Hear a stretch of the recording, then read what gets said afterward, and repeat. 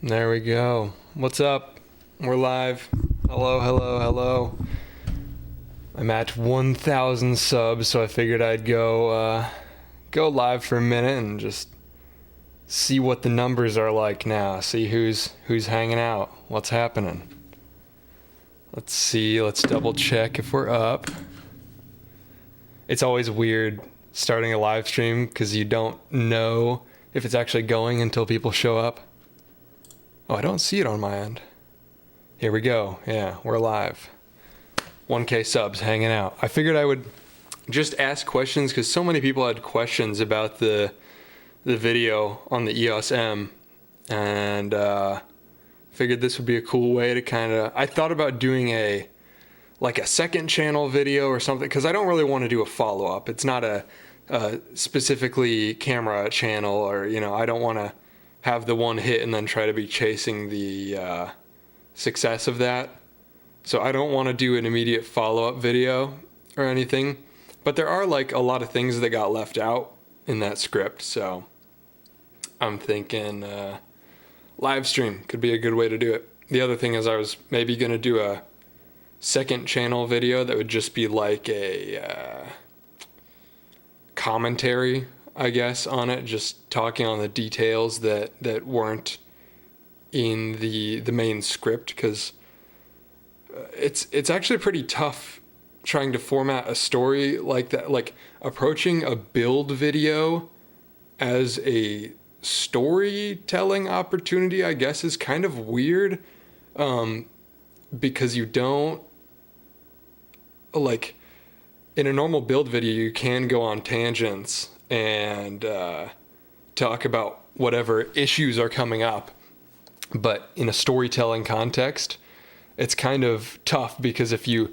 diverge from the story to talk about some technical thing, then the story's lost. But yeah, so I figured I would just hop on here and answer whatever questions people have. Also, I thought it would be a fun little way to gauge. I haven't live streamed in like 2 or 3 months now. I kind of want to just gauge with the new sub numbers how many people stop in and engage, because I was very pleased on this video, because I had another video recently that did pretty well and did a similar amount of views, but that one I didn't gain that many subs or comments, and on this one people seemed very attached or more...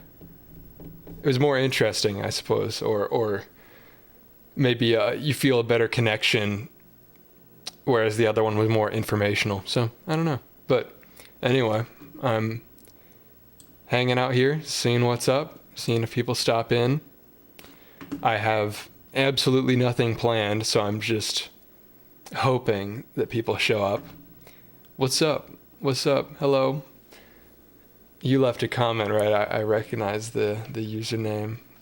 What's up? We're just, I suppose, probably talking about the camera, because so many people had questions about things about this and follow-up questions, and yeah, I figured it would be fun to... I'll probably just be going for like an hour or something, depending on if people show up or not. At some point, I would like to be in a flow where I can be making these short film style videos every week, and then kind of do a live stream follow up on each of them. And because I want them all to be short, 10 minutes, and it's actually tough to fit all that information into 10 minutes. So there is a lot of stuff to talk about. How did you color grade the video? I suppose I should put the chat on screen somewhere. Does this work? Pardon me while I figure out how to put the chat on the screen. Yeah, so how did I color grade the video? Are you talking about the video itself or the footage at the end out of the EOS M? They are graded pretty differently. My process for normal videos is generally, I have the footage at the end, yeah. So at the end, Here, I'll pull up what the raw footage looked like straight out of the thing. It looks like I did a lot to it, but I kind of didn't. A lot of the look that makes it look so weird and vintage is actually just from the lenses. Like, I didn't add any bloom or blur or any flares or anything like that. All of that is just in there. Basically what I did is just upped the saturation because I shot it in a relatively flat color profile. So I upped the saturation and then made it warmer because the Canon cameras, the way I shoot with Canon cameras, usually on that color profile, it makes stuff look generally cooler and pinker. So I sent it greener and warmer and then upped the saturation. So I have, hopefully I'm not leaking anything on my screen here, but this is what the footage looks like straight out of the thing. Also, AC just kicked on. Let me know how that sounds. Are you hearing the AC unit above me? Because I can turn it off. But anyway, this is sort of what the footage looks like. This is the footage straight out of camera. So the biggest thing is camera shake, because it's such a small camera that even with the added weight of the part of the goal with adding the wood handle was adding weight so that it would be less shaky, but because of the tiny lenses, there's nothing to hold on to stabilize it really, so it is just inherently shaky. So obviously I post stabilized this footage.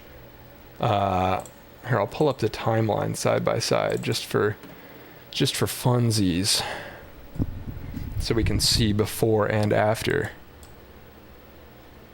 Where's that shot at? So you can see, like, I definitely amped up the saturation. Not that shot. The one after it. Yeah. So after and before, biggest thing is sending it warmer. I could pull up the... So you didn't hear the AC, ain't annoying. Okay, cool. I'm gonna turn it off though, just in case.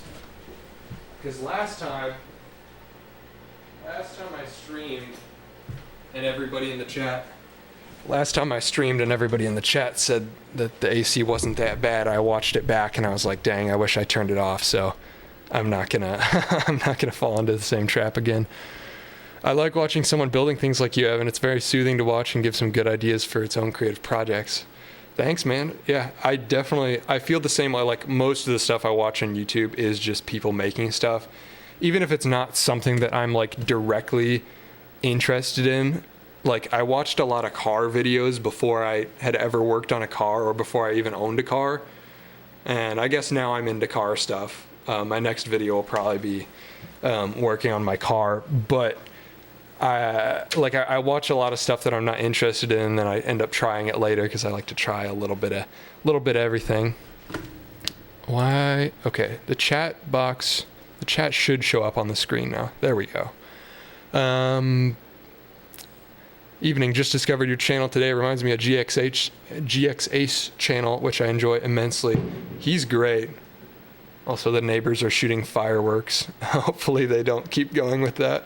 Yeah, GX Ace is awesome. All those weird old camera and lens reviews and anamorphic stuff. I would love to shoot anamorphic at some point. But like I said at the beginning, like, my channel is not going to be a camera channel. Like, I'm hoping since this video did really well and I gained a lot of subs off of it, but I'm just hoping, my goal with the next video is that the sub numbers don't drop, because I hope people didn't subscribe expecting this to be like camera reviews or something. But I think it's pretty clear through the video that, like, I'm doing DIY stuff. Like, it's about the spirit of creation in general, not cameras specifically. But, I'm aiming for a video every week, and probably one of every 4 video, like every month there'll be a camera video. Also, the chat box is just disappearing. I've done several streams before, and the chat box always doesn't work the way I want it to. Here's my workaround, right? Here's my workaround. Pop out chat box. I'm pulling up my own stream. And then I come over to this TV and put in my chat. There it is. I don't know if you can read that, but kind of funny, right? Oh no, now that it's over there, I can't have it over here. Sorry, bear with me for a second. Does this work? This works.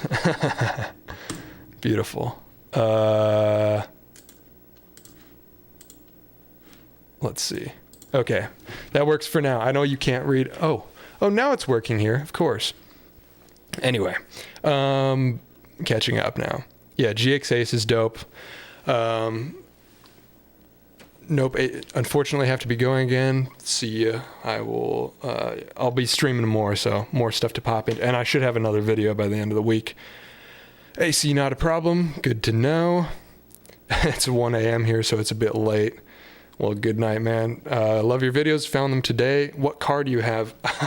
It's not like a hobbyist, like enthusiast car. Like I would like to own a car that I can be proud of one day, but I'm more of a truck guy than a car guy, I guess. My next vehicle will be a truck, but right now I drive a Hyundai Tucson.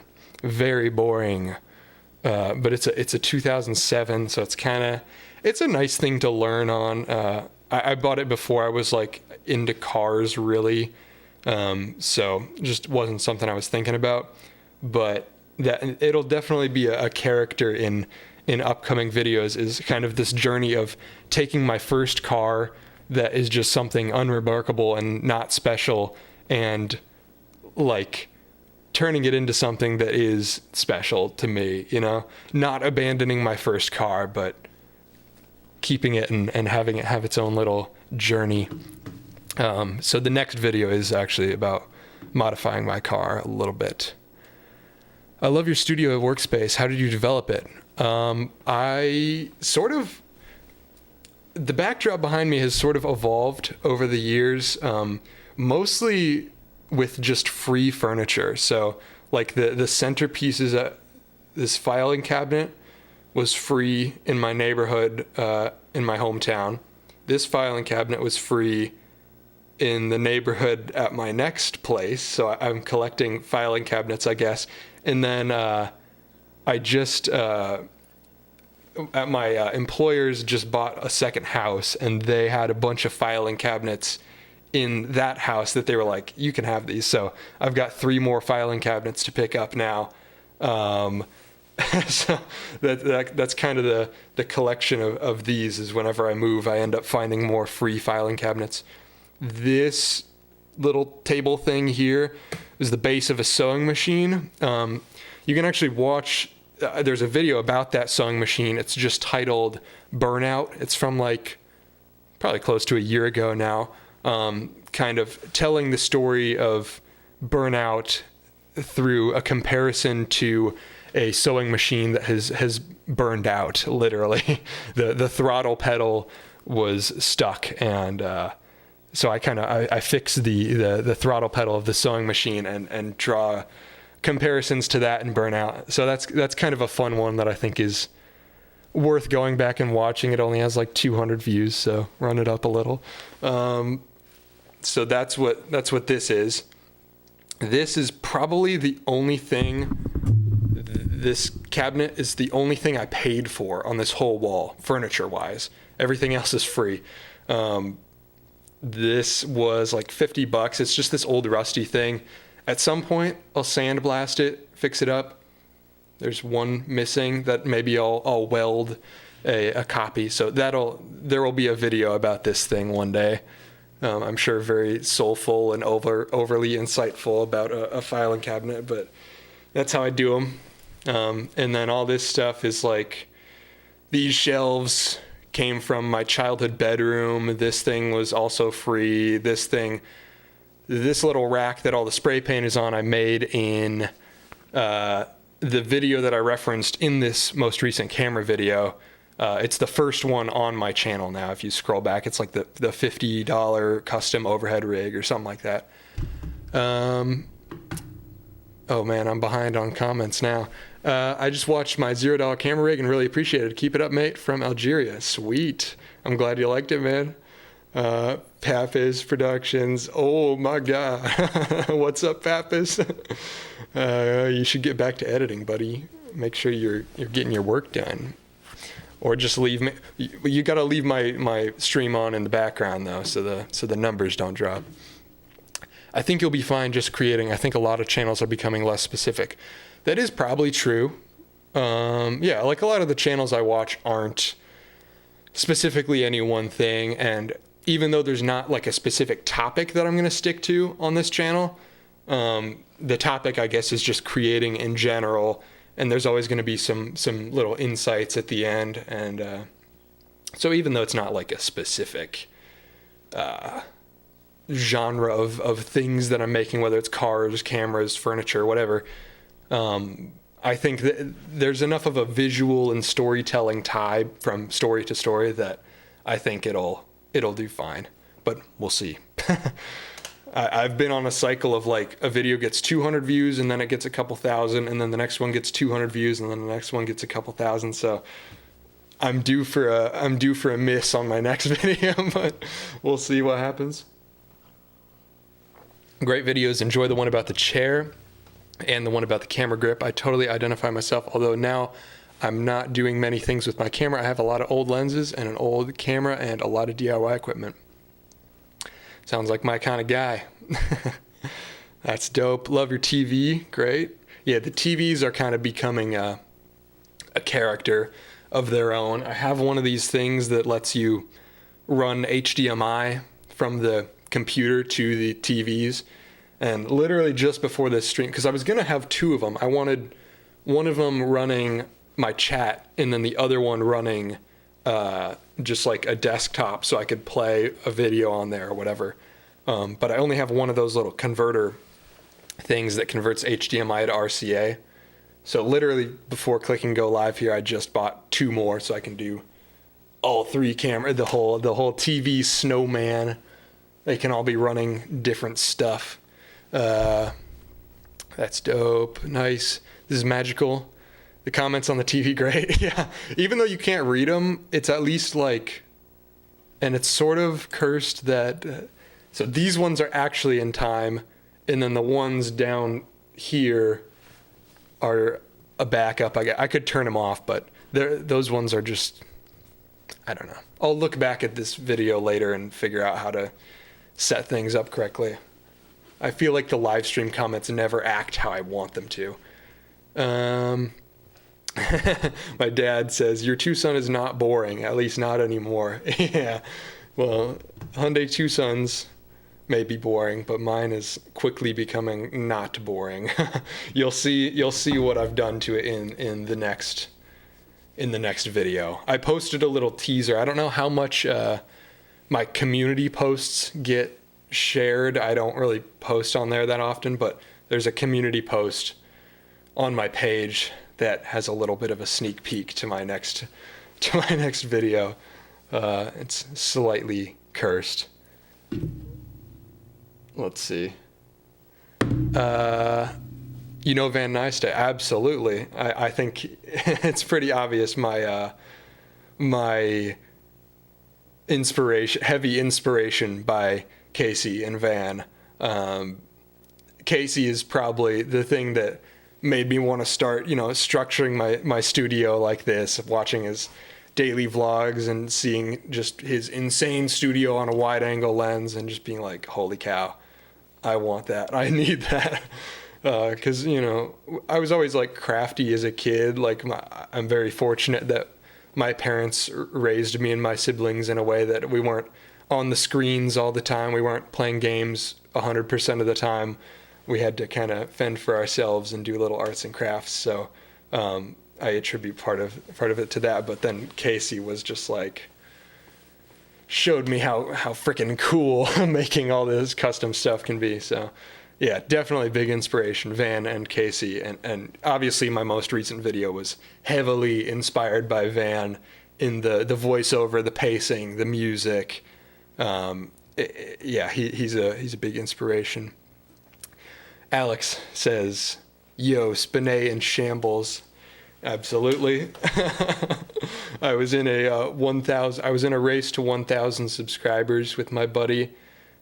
His channel is Hey Spinay. You should subscribe to him. Now that the race is over, I can say you should subscribe to him. He does gaming content and kind of story time type little things. He's on the come up as well. Yo, subscribe to you today. What's up? A lot of people subscribed to me today. Before I posted this this most recent video on the custom camera handle, I was at 380 subscribers, and now I'm at 1,040 something, probably a little higher now. So yeah, that video alone tripled my subscriber growth. So yes, a majority of the people that are subbed now have subbed to me in the last 3 days, probably. Your videos are good, man. Keep it up. TV is a great touch too. Thank you. I like the idea of, I mean, I'm not doing it now because I have the digital comments up right now, but I like the idea of structuring a live streaming display as like no overlays. It's all physical stuff. So instead of the chat being overlaid right here, it's like actually embedded into the camera, you know? Like it's a physical thing in the space, because now it's like I'm looking at the same chat you're looking at, right? Although you can't read this really, so I'll figure it out. Maybe it's not going to be on a CRT, but something like that is something that I think would be cool in live streaming as a kind of rejection against, you know, crazy overlays. What's up? This is Pappas. He's in the chat. What's up? You're on the stream. Yo, 1,000 subs on the live stream. Thank you, man. Thank you. It's big. Massive.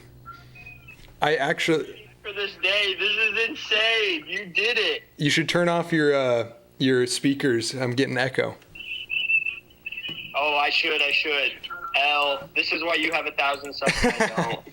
Yeah, man, it's crazy because we were just talking, me and Michael on the phone here, we're just talking the other day about like how far this, I was getting psyched that this video gained me 100 subs.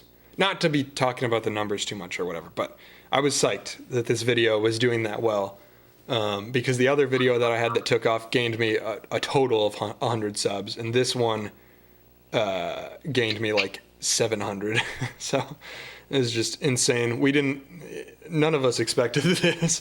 I mean, the videos are good. Like, I know the videos are good, but still, it's crazy seeing it like we work. all expected this. You are humble. I didn't. Even in victory, I didn't expect it. I thought it would move slower. Here we are, June 21st, the first day of summer. I mean, true. What a way to start off the summer, man. True. I didn't even realize that. This is amazing, and everything you're doing is literally just A1 crisp filmmaking, and some of the most original filmmaking the internet has needed. You say original, but Van Neistat is original. I'm just copying him.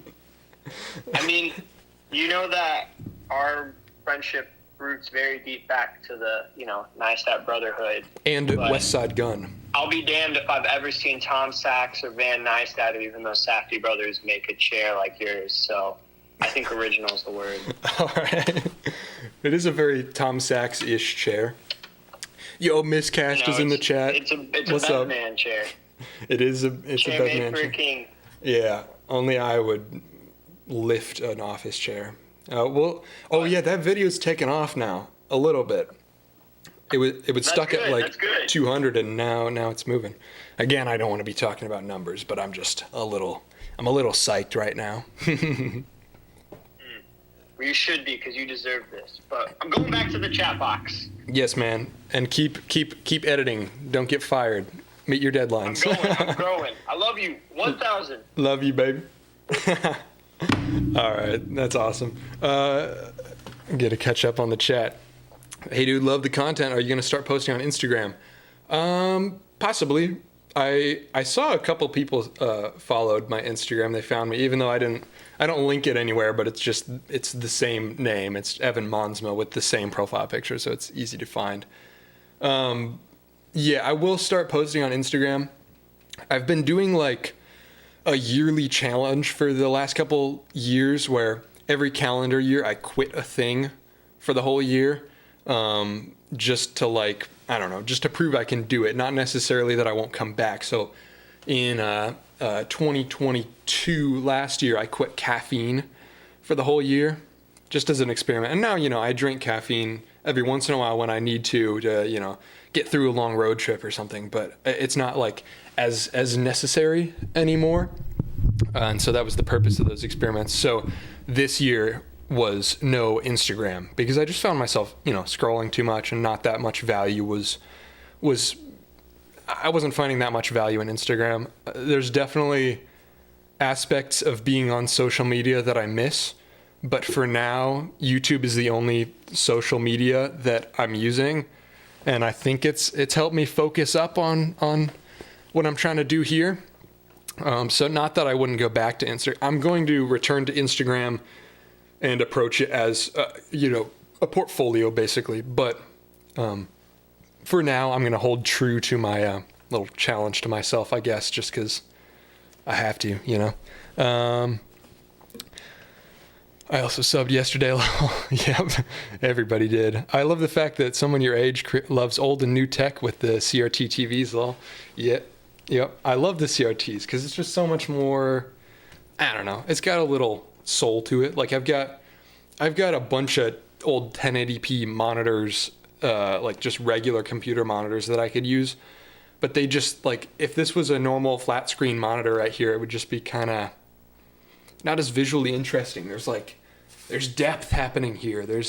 It's interesting. And I, like you've probably noticed, I put them in the videos all the time. So whenever I am referencing older footage, like from years ago from my own stuff, or if I'm referencing another video, or even as just like a visual motif, like referencing the sports cars and the off-roaders in the chair video, I like to play it on the TV and film the TV because I find that makes it more visually cohesive than interjecting that footage that looks way different into the video.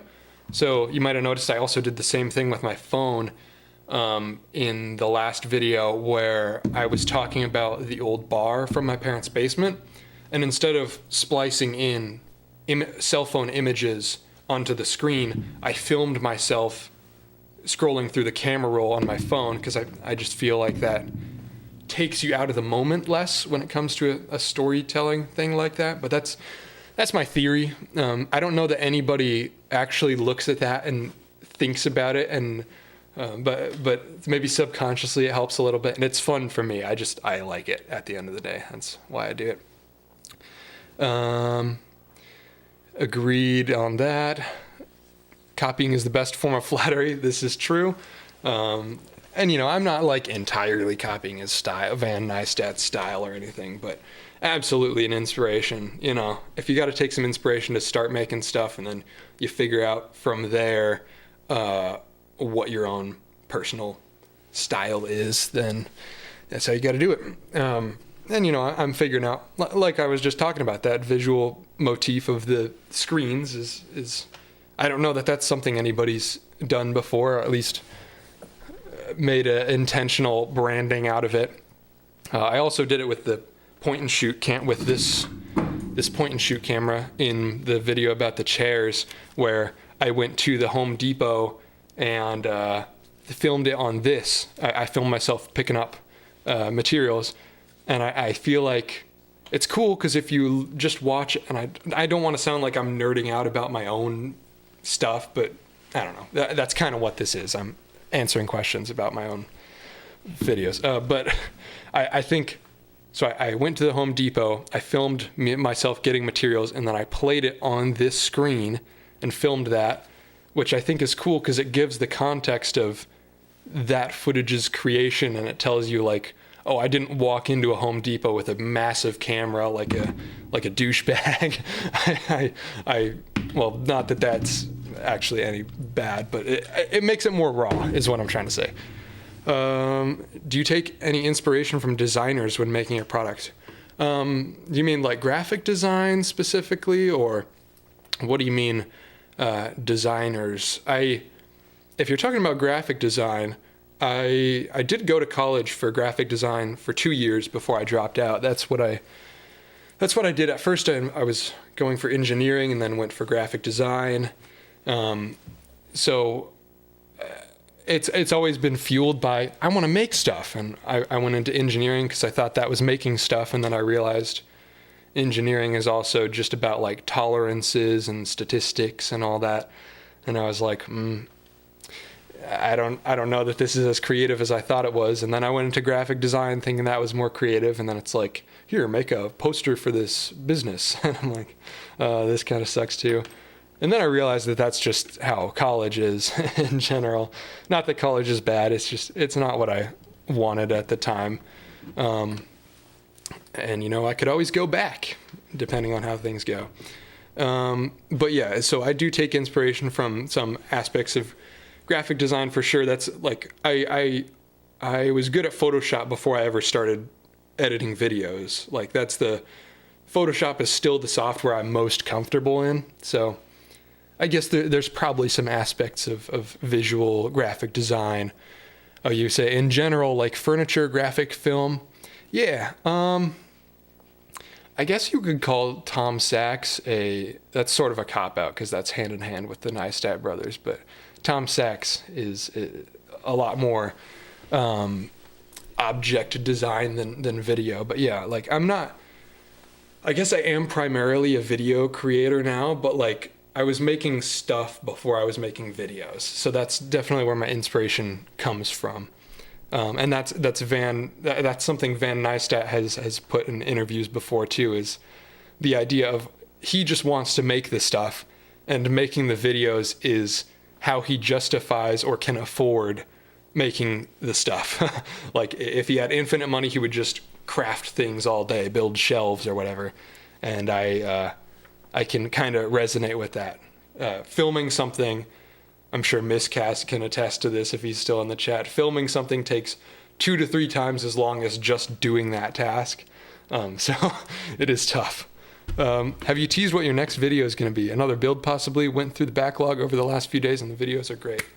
Thank you. That means a lot because I had another video blow up, the one about power tool batteries, and like I gained some subs off of that, but not really. It didn't translate to the other videos, and I was a little scared that that's how it was just going to be.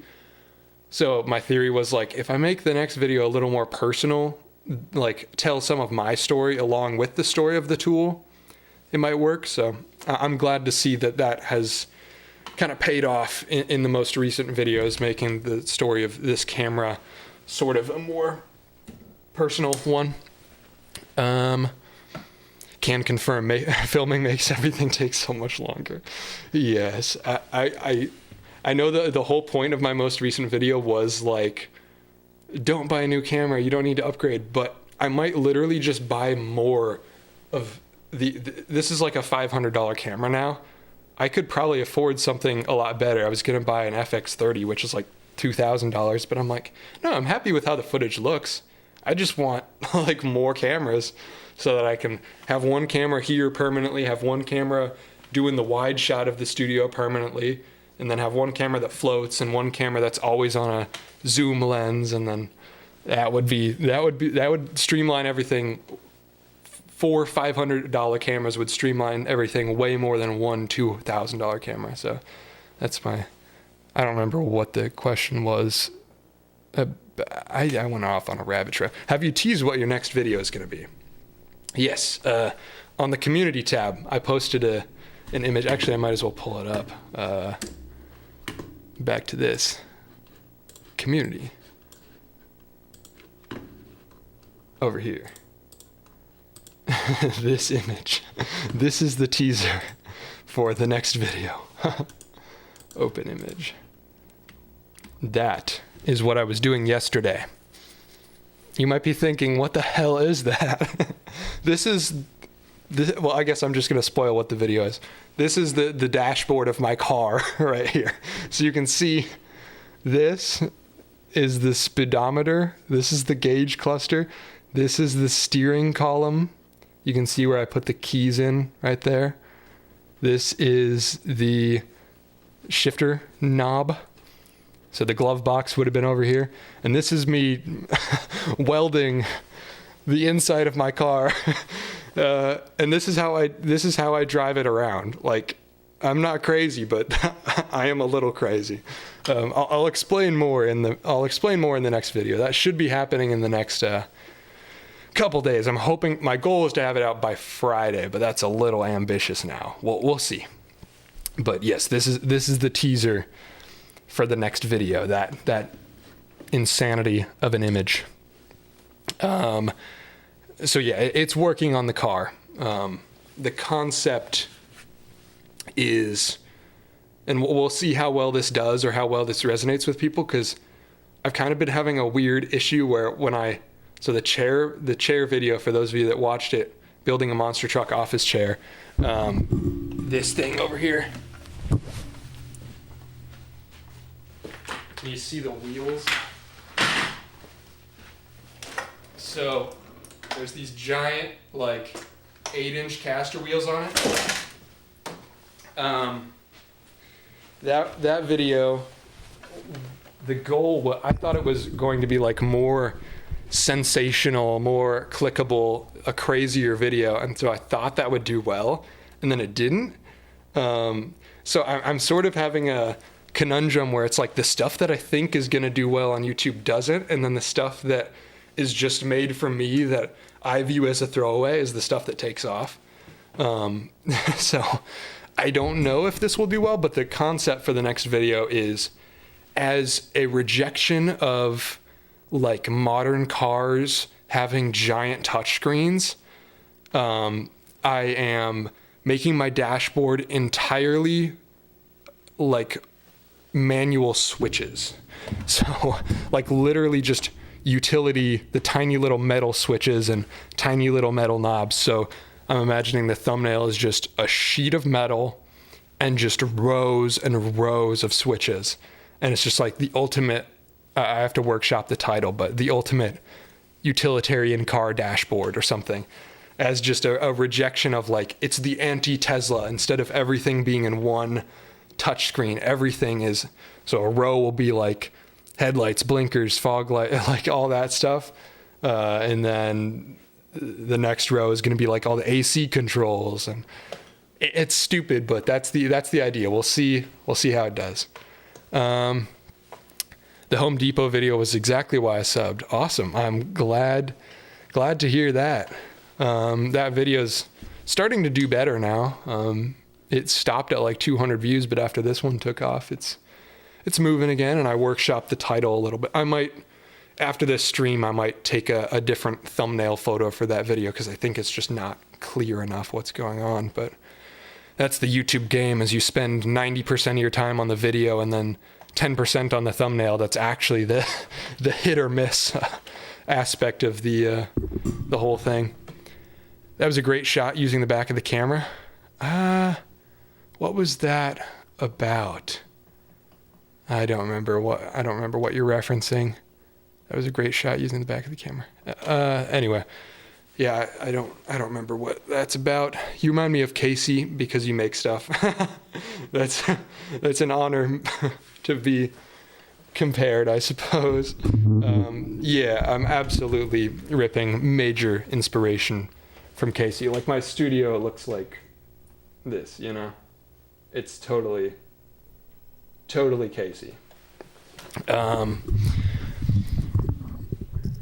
you into photography along with videography? No, I've never been into photography. I don't know why. It just never really clicked with me. I guess because in a way, also if background noise is coming back, that's my fridge. I live in a very not nice apartment with very not nice appliances, so everything's loud in here. But no, I never got into photography as much because I feel like video is just a utility for me to tell stories. Not that photos aren't a storytelling medium. It's just different. I don't know. It hasn't clicked with me the same way. Not that I wouldn't ever be interested in it.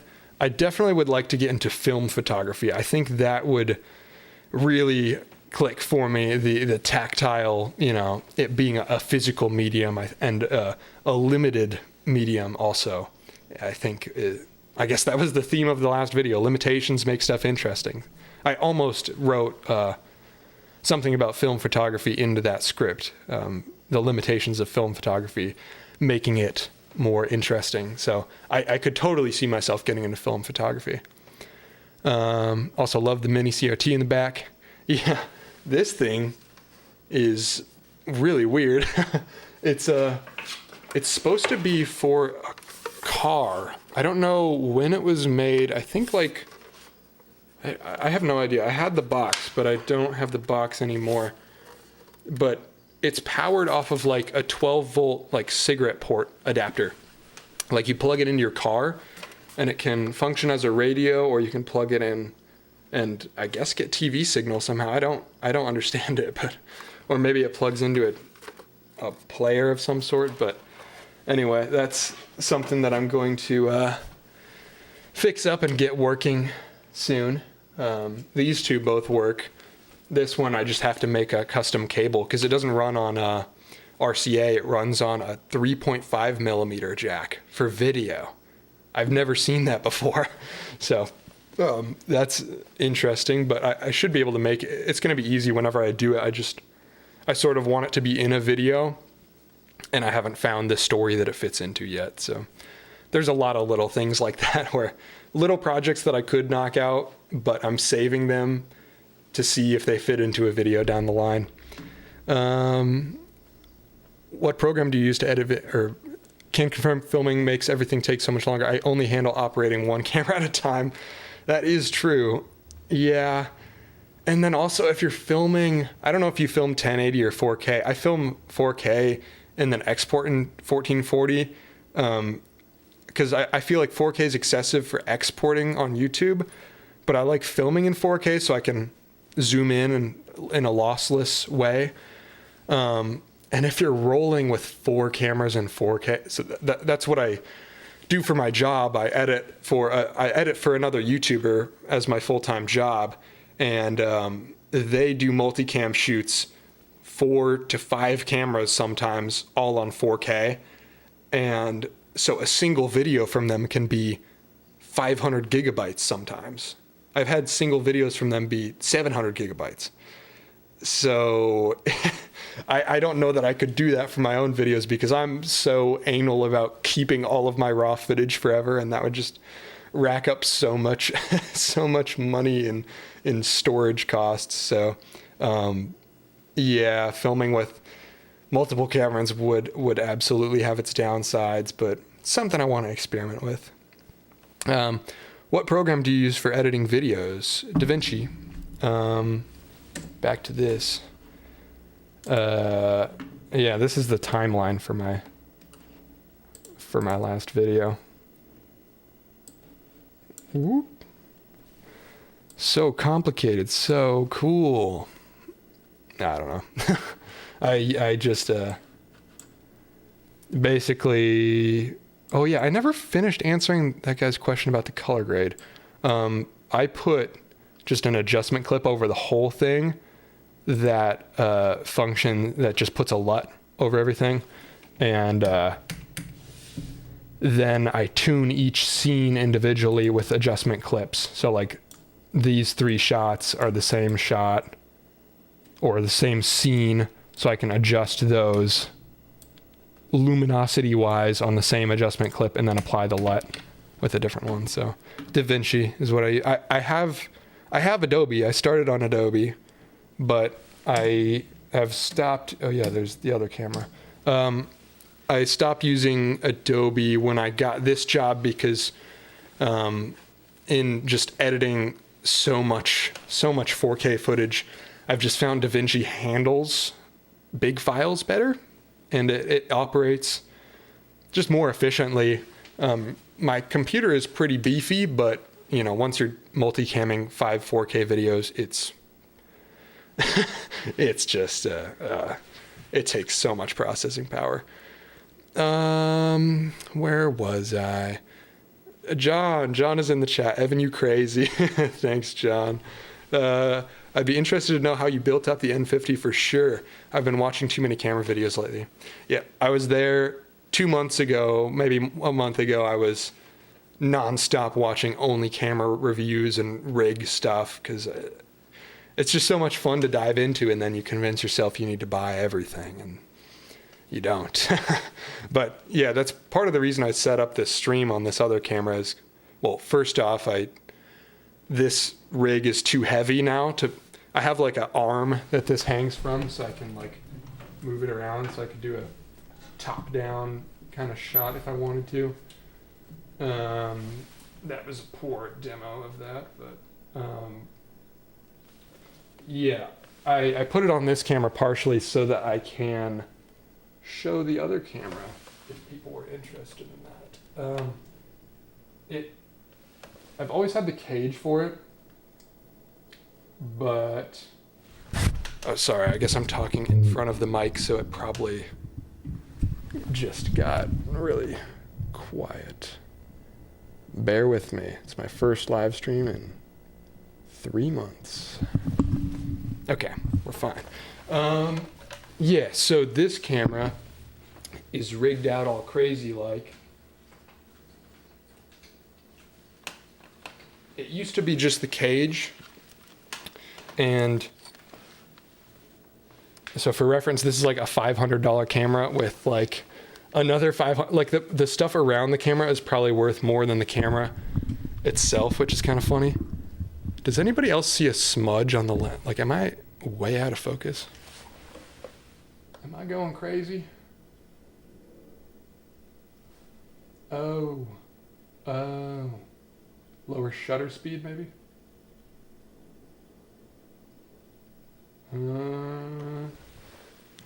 Yeah.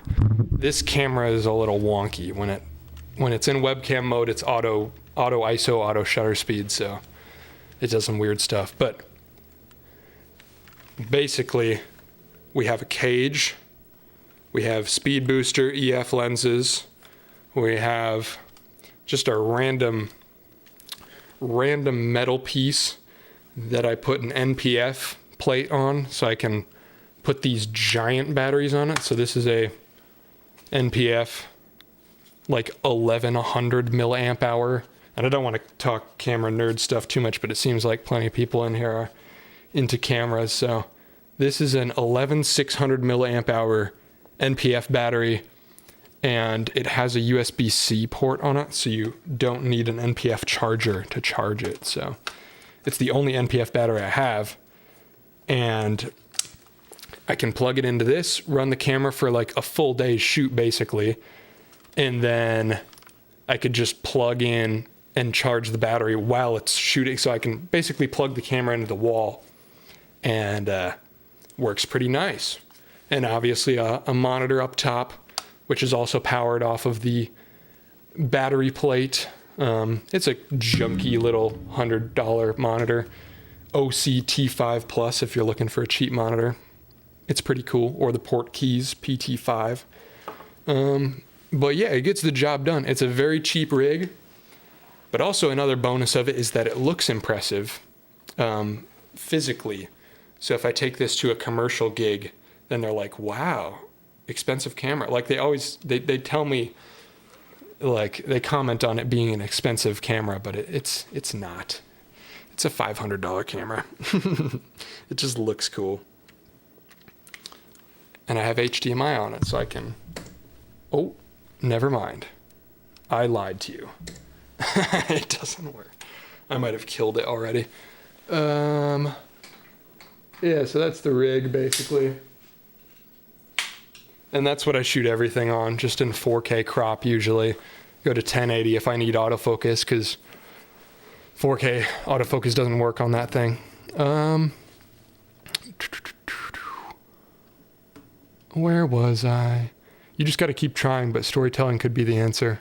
I assume that was about my dilemma of what genre I am on YouTube and what I should make in the future. Telling us the connection you have with the Canon M camera. Yep. Yeah, I think, I forget who said it. I wrote it in my notes and I would have trouble finding it right now, but I wrote down a quote recently from somebody that said, it might have been Van Neistat, it might have been Casey. Somebody said, if you care about something and you can communicate that, then that's interesting. So it doesn't necessarily, or at least this is what I'm hoping and what I'm aiming for, is it doesn't matter if somebody's not in, like, plenty of people watched the most recent video I put out that's basically about a camera that aren't into cameras, and it's still interesting enough, I hope, is the way I formatted it, that I hope it's interesting to people even if they don't care about the object itself, based off of that quote. I wish I could remember who it was from, but based off of that quote, that idea that if you care about something legitimately and you can communicate that care, then that's interesting to people. Based Sigma car, Tesla L, talking about my next video idea. Thank you, John. Film is way more interesting for me. It's more hands-on in my opinion. Absolutely. And more limited. Again, limitations make stuff interesting. Dude, congrats on 1K. Let's go. What's up, Trey? Trey's another YouTube guy I met recently at my boss's wedding. Very cool guy there. Make it the anti-Tesla screen for the title. Yeah, that might work. Would you guys click on this? The title is the anti-Tesla screen, and the thumbnail is just a car dashboard. Like, you can maybe see the edge of the steering wheel. Like, you can tell enough that it's a car dashboard, and it's just sheet of metal and a million little switches on it. It's just like no screens. And the title is the anti-Tesla. Maybe I'll workshop. I'll see what works. The mini CRT as the Tesla screen. Yeah, put this in the car. That would actually be kind of dope. Run like Apple CarPlay on that thing. It's not, I guess you'd have to have a touch screen, but that would be cool. Play little music videos in it as I'm jamming out on road trips. I bought that mini TV with him. I have a video of him jamming to the radio on it. That's true. You were there that day, back in the old cellar. That's the old second oldest video on my channel. I think a clip of that is used where I'm playing the radio through this, because the radio works. I just haven't been able to get the video to work, but I'm just jamming out to the radio on, and then I actually used that song in the video. I kind of faded it through to that clip. I think I used the clip you recorded, John. I have not watched that video back. It's basically about my journey. I moved out of my parents' place. Well, I moved out to college, came back home, then I moved out totally financially independently for the first time, basically with a full tank of gas and a $50 bill. And that's what I had.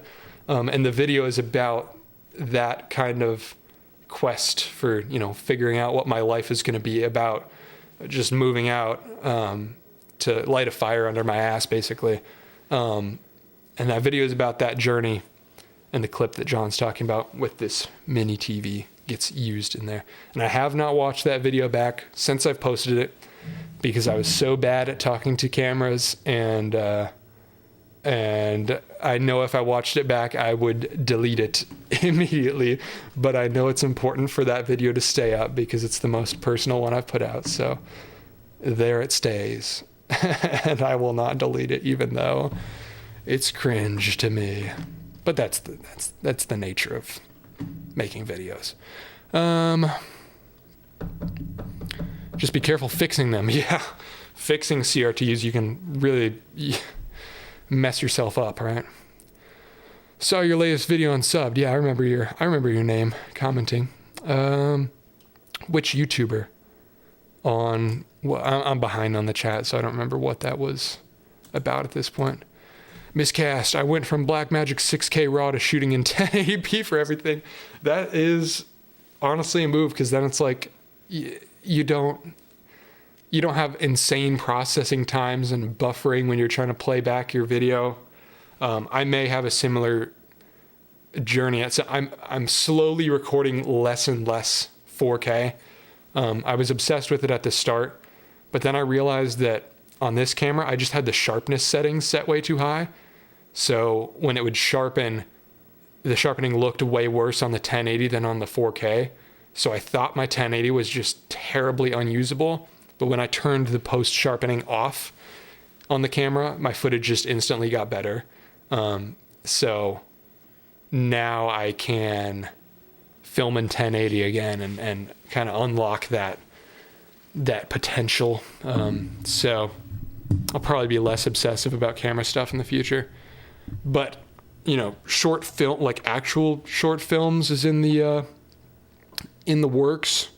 So for that stuff, I kind of do want to have a nicer, more cinema camera, whatever that means. But, yo, congrats on 1K, man. Just found your vids this week. Thank you, sir. Most people did. Again, I was at 380 subs before posting that video, because that's just kind of the YouTube game is, you're posting to no one until you're not. And I'm, in the grand scheme of things, I'm still posting to no one. But I have a chat now that talks to me, and that's cool.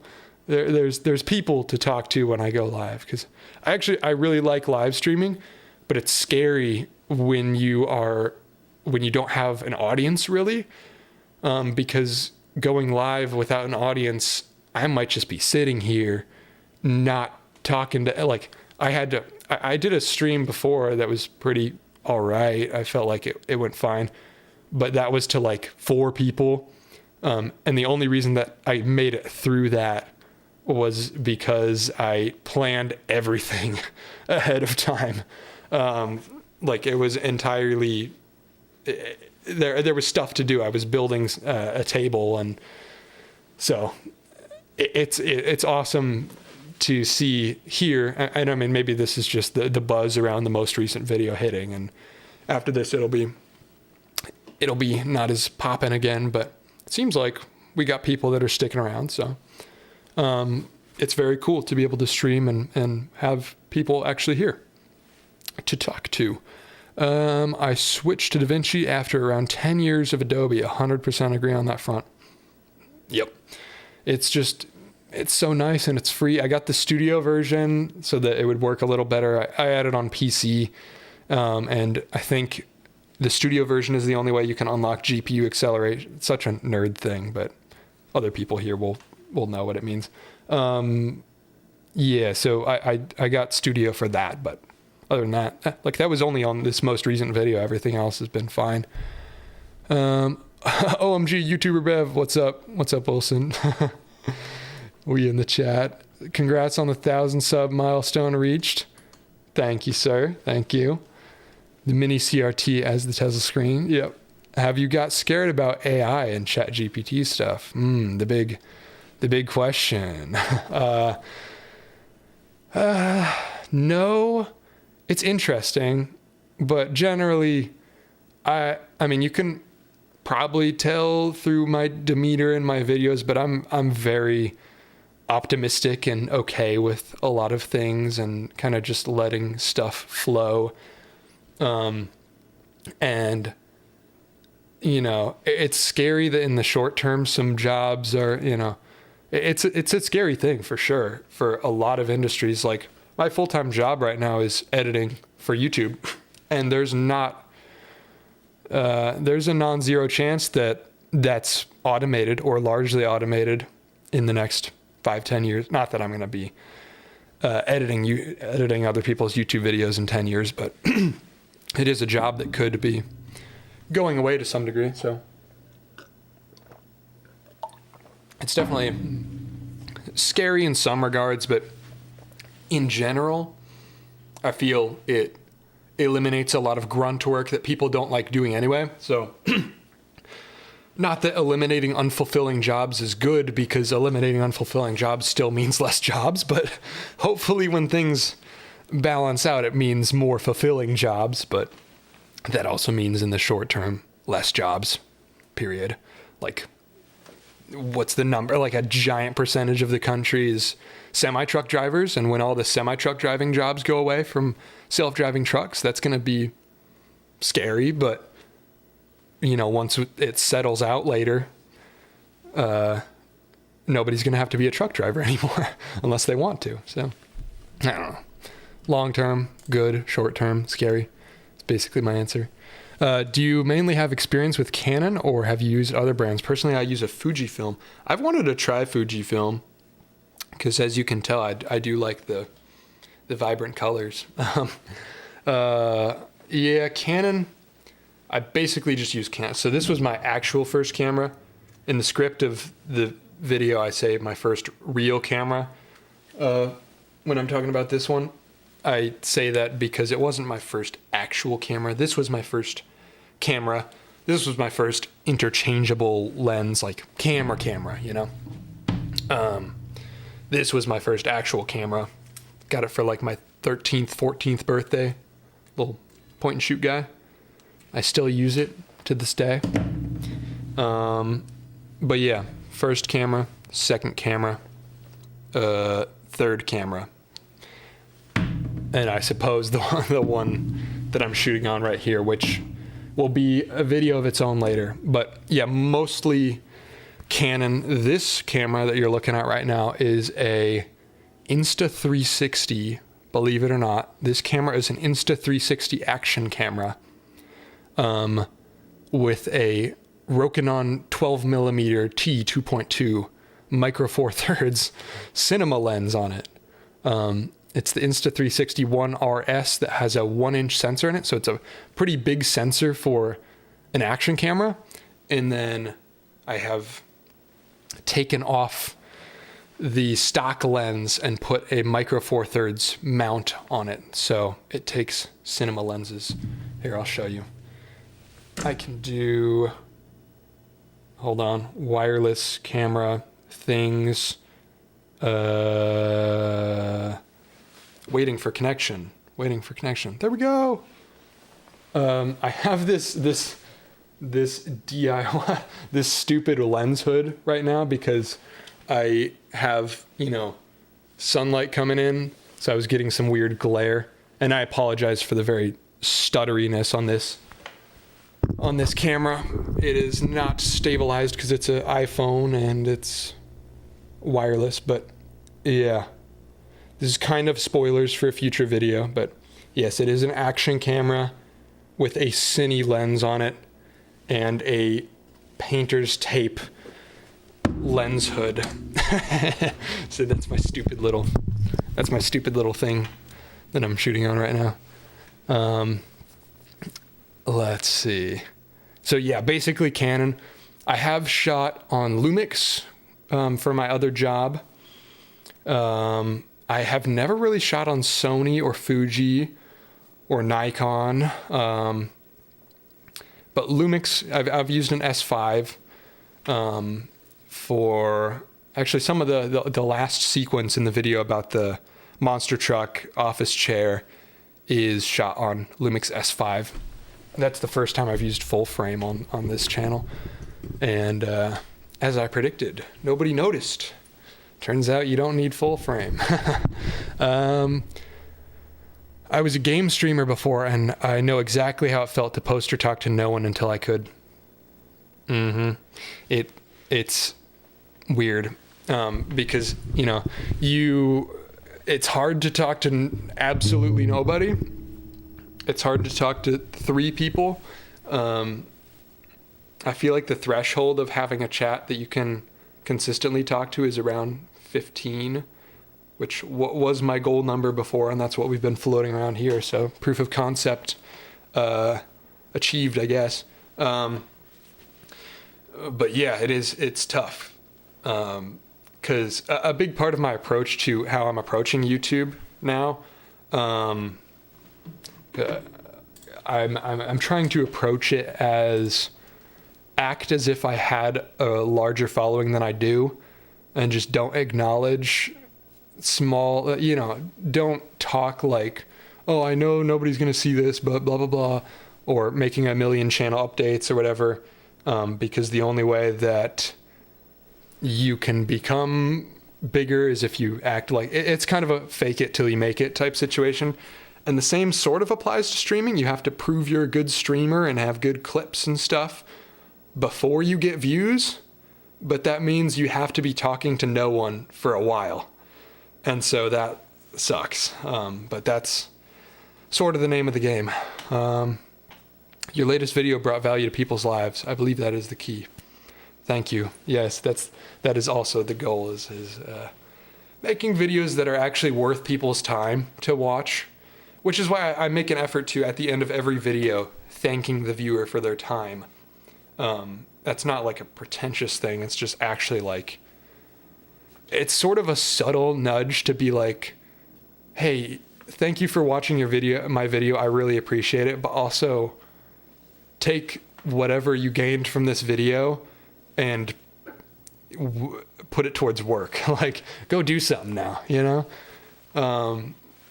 which is against the ethos of YouTube. Like, the optimal thing to do is encourage someone to watch my next video, which I'll still do to some degree, cross-referencing videos within other videos. But at the end, I want the message to be like, hey, don't feel inspired and then not do anything. Just so that's why I say thank you for your time at the end of all the videos. So yeah, focusing on value, I guess. Alex Bergen, what's your favorite cryptid? There's a question. Absolutely Nessie, and you know it. I had an old tweet, or maybe I shouldn't. I think that account is gone now. Not that there's anything I have to hide on that Twitter account, but bringing up old Twitter is scary. But I had an old tweet that I think Bergen is referencing here. He's one of my buddies in real life. I just posted the famous picture of the Loch Ness Monster head over the water, and the caption was just thinking about her. The Nessie is my ideal woman is the Loch Ness Monster, I suppose. So yeah, that's my favorite cryptid. I don't know. I rock with Bigfoot. I identify with a fellow tall feller, but Nessie is where it's at. Who's the YouTuber? You asked that before. What are you... did I miss it again? I might have missed it. I don't know. I don't know what the question is specifically. Who's the YouTuber? Basic editing is already automated, like breathe space in videos, jump cut. Oh yeah, you can do that. Yeah, there's plugins to cut out the space. My job will be gone when they can when there's AI that can multicam. But by that point, hopefully I'll be on to something bigger and better, maybe full-time on this channel. Who knows? What kinds of things do you want to make the most? Long term, I'm doing a tabletop game, which is sort of what all this... Eventually there will be a video that's like, hey, you've seen me build a lot of things. Like, what's all this for? Like, what is this studio for? Like, what the hell am I doing, right? Why do I have all these tools? What's the culmination? Oh, my dad just texted me the answer to your question. Okay, yes, I did miss that. Who's the YouTuber that I edit for as my job? Yes, that is what it is. The editor, I edit for a board game channel called Quackalope. I basically just multicam cut. So they do gameplays, and it's front camera, side camera, top camera, and I just switch around on them. So I'm sort of in the tabletop game world a little bit, establishing some degree of connections in that world. But yeah, tabletop game, something that I've been doing since I was a kid is doing tabletop games.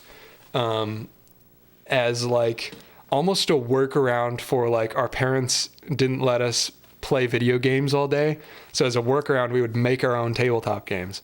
And I sort of fell in love with the tactile nature of tabletop games. Just like having little minis and physical cards that when you take an action, you put a card down on the table. And that's like, I don't play that many video games, but I was a big Magic the Gathering guy for a long time. And still am, sort of. But yeah, that kind of collecting physical things is something that really appeals to me. And I think potentially there could be an in with the kind of people that will subscribe to the channel here. Hopefully, we'll see. People that are interested in collecting and physical things and all that. So that's the long-term goal. It's not going to be like Photoshop videos making designs exactly. It'll more be down the road. I'm like building an injection molding machine to make all these minis. And so it'll still, even if you're not interested in the tabletop game at all, it'll still be stuff that's hopefully interesting is the way I'm aiming it. So, diving into the world of screen printing, diving into embossing tins, injection molding, casting stuff out of silicone and resin, all that stuff. Very, very crafty, hands-on. The standard way to make a board game would be to, design everything, take it to Kickstarter, and then order all of your components from China in batches of 5,000. But I want to do it entirely in-house. No, well, not entirely. Like I probably won't print the cards myself because it's like a 6-figure investment to have printing equipment that can do trading card quality cards. So like that's not going to be in-house. But the figures, all that stuff, custom injection molded, all that. It's going to be so like making little coins out of pewter or something. It's going to be awesome. So that's sort of what all this is building towards, is I'm hopefully establishing an audience is the strategy by just doing stuff, setting up the like 2-year vision is setting up the studio for the next 10, 20 weekly videos. And then I introduce this big overarching project that one video of every month will be an update on or something related to this overarching project. And then, hopefully 3-4 years from now, it's a product that you can buy and you'll have seen the entire process, which I think is going to be really cool. Tabletop game sounds interesting. Injection molding machine sounds so awesome. Can't wait to see that. Yeah, I already have the stuff for it. It's something that another YouTuber, you might have seen the video on it. Another YouTuber called Buster Beagle 3D. He custom machines. So he has like a metal turning lathe and he custom machines these heating chambers. The cheapest injection molder on the market right now is like $1,800, which it's borderline affordable, but I want to do it cheaper, or at least get it figured out cheaper. So what this YouTuber Buster Beagle 3D did is he machines these barrels, these parts, and then you get like heating elements. You wire them up to sort of this something that interfaces with wall electricity, and it heats things up to a certain temperature, heats up that barrel, and then you build a custom frame out of these drill presses is what I'm using. I think that was his design. These drill presses that you can put a drill in, like a normal hand drill. So you buy 2 of those and you kind of combine them together to make this big injection thing, and it heats it up. Because basically what an injection molder is it's a big barrel, a big crucible of just a metal thing that gets really hot. You melt, a couple cubic inches of plastic, and then you put it in the mold. So that's the journey, is figuring out how to get that done. But I already have all the parts for it, so that's coming. that video will happen in the next few months. What kind of adapter did you have to use to get that lens on? EFM to C. The camera is EFM. The lens is C. So this is the adapter. Yeah, EFM to C is what it's called. So you put it on the camera.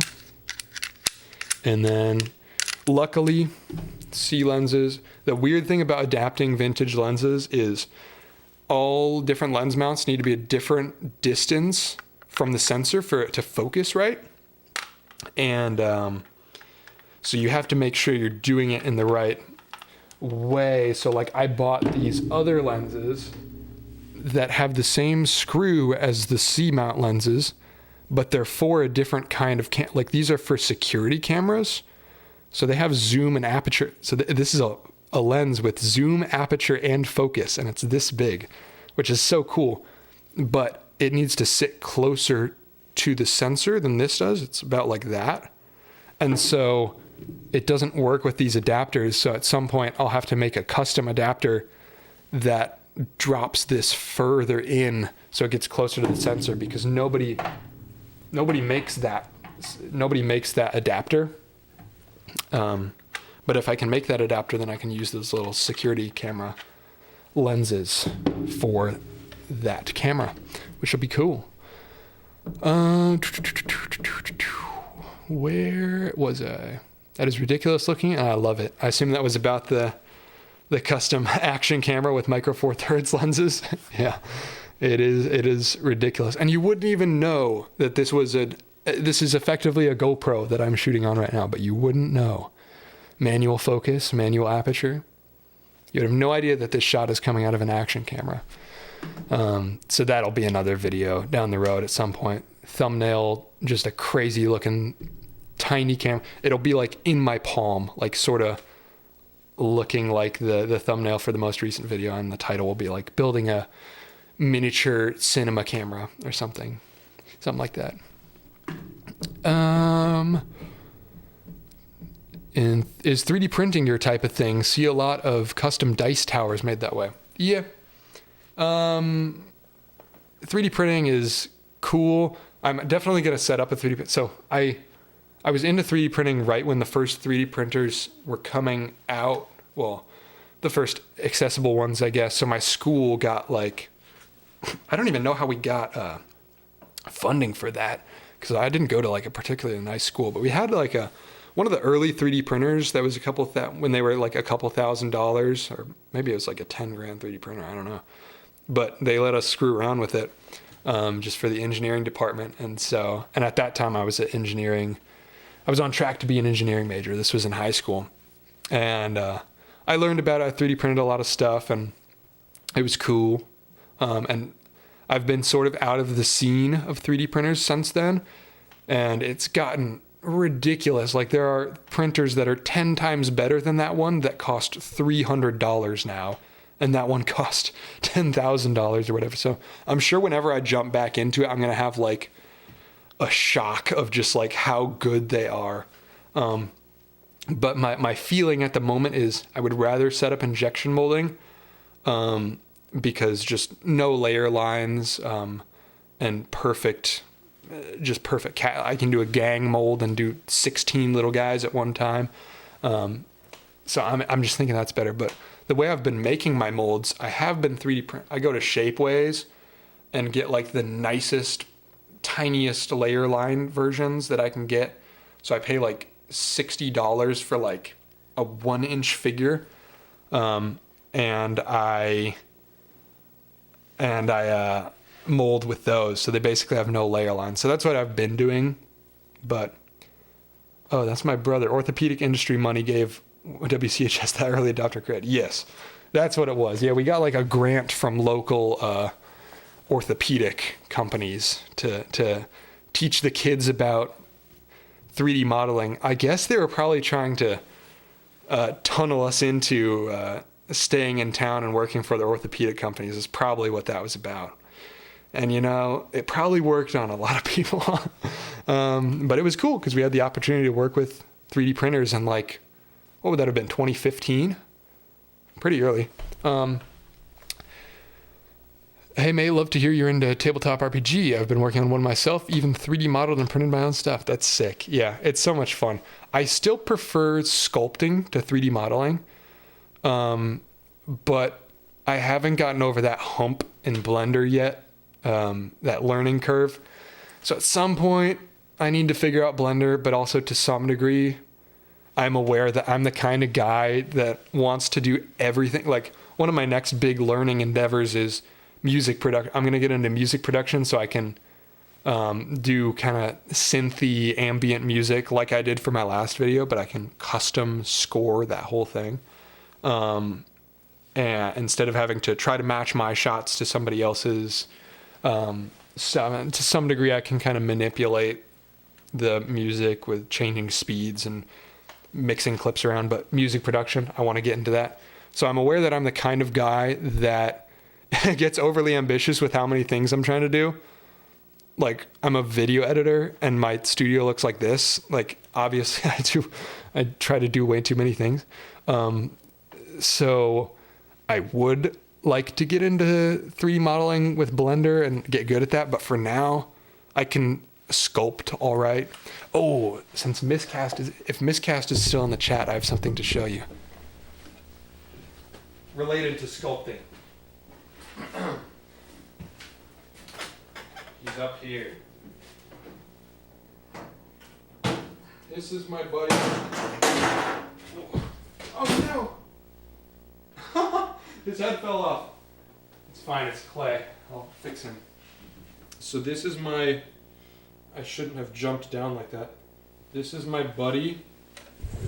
He's called Azkazab.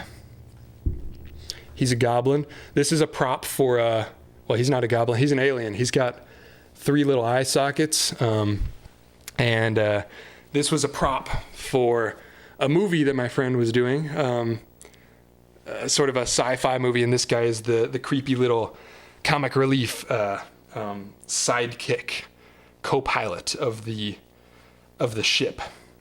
Yes, his name is Azkazab, and that's him. So I made this out of clay. This is like the first thing I sculpted, and it was definitely heavily inspired by mostly you, Miscast, and the Craftsman, another channel that does sort of casting and molding stuff. And I was just surprised at how well it turned out. But then we rotocasted this. So I poured silicone. I'm struggling to find a spot that I can put him. We poured silicone all over him, made a mold, and then made like a rigid thing over that. I actually used expanding foam like for window sealer. So I poured silicone over him, and then so there's like a glove type thing for his head. Poured expanding foam over that and cut that open, and then I rotocasted that, poured silicone in and moved it all around to make a skin type rubber duplicate of this. And that was a puppet that we then made a whole body for and hands and stuff. And so he stands like 4 foot high in real life, and we were puppeting him around on this spaceship set. So that's what this guy is. I wanted to show him to you because this is definitely heavily inspired. That's wicked. Hell yeah. I'm glad you like it. Yeah, and then he had like custom little glass eyes that fit in. It's pretty cool. I'll fix him later. For now, he's broken. But that's okay. He actually, he took some damage previously because he was being stored in my old basement that I used to live in.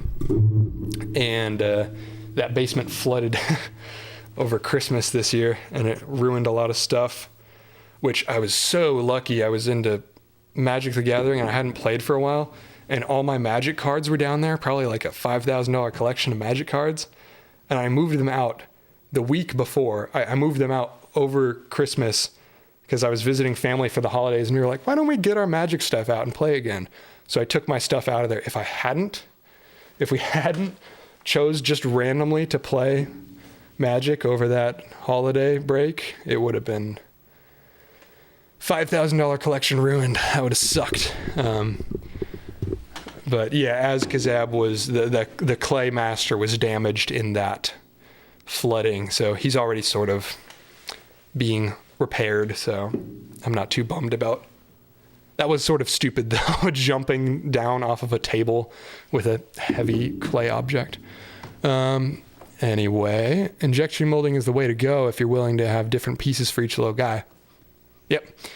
Because, you know, for a tabletop game, it would be like there's 6 player figures and maybe, I don't know, 2 other things that might be in the game.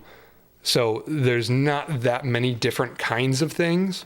So I can just make a gang mold that's like a bunch of them, say like a 5x5 grid of these guys all connected or whatever. Whatever I find out is the max I can do with the 2 cubic inch barrel or whatever. And I just make them all, ba-boom. So I think for a large production run like that, because, you know, if all goes really well and I sell 1,000 of them, I don't want to be waiting on 1,000 3D prints. Not that it's that much better to do, you know, 50 batches of 20 or whatever. Or is that's not 1,000, is it? My brain doesn't work. Yeah, no, that's 1,000. That took me way too long. My brain is elsewhere. Not that that's that much better, but I don't know. I like injection molding.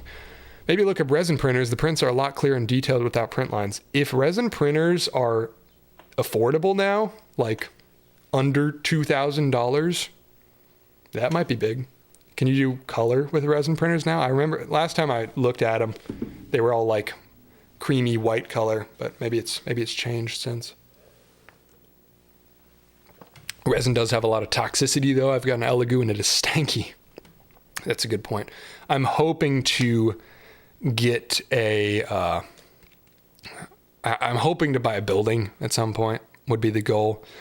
Assuming all goes well financially in the next 2 years, I'm hoping to buy a crappy old building and be able to set up, you know, whatever I want, because there is a limitation of what kind of stuff I can do that generates toxic chemicals when I'm in an apartment. Like my bedroom is there, like my kitchen is there. My kitchen is in this room, so I can't do certain things for sure. So buying a building will allow me to do some crazier stuff like that down the road. Or I could build a custom enclosure and have it route out the window, I guess would work. I suppose I would have to do that with a normal 3D printer anyway. It's just less toxic and less stinky. The ability to print 20-ish miniatures at the same time is incredible, and the results are ace, but the toxic chemical spills and stickiness is unbearable sometimes. Garage activity. Yep. Not having a garage currently is an L. As Kazab looking sick. I'm glad you guys like him. OMG, that looks so cool. Yeah, he's pretty awesome. I could find a picture of him probably.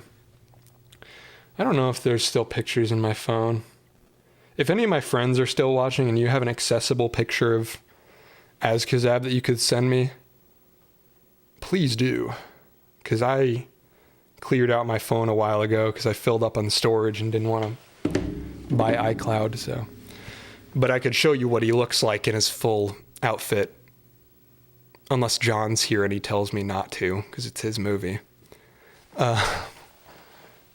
Get the injection molder happening and I'll come visit and we can collab on a miniature set. That'd be far. I'm in Ohio, but if you're in the US, that'd be so dope. That would be a dream come true, man. Oh, John's in the chat. Yes, I can, I think. All right, that's the man. He gets to make the decisions on whether or not I get to show people what he looks like. But yeah, dude, injection molding. I have to experiment what the molds look like, because potentially in theory they should be aluminum milled, which means I'll have to 3D model stuff anyway.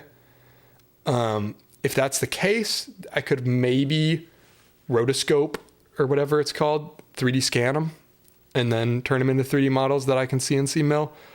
But what I'm hoping is if I use that like really high temp smooth on, that'll last for like a couple dozen batches is the hope.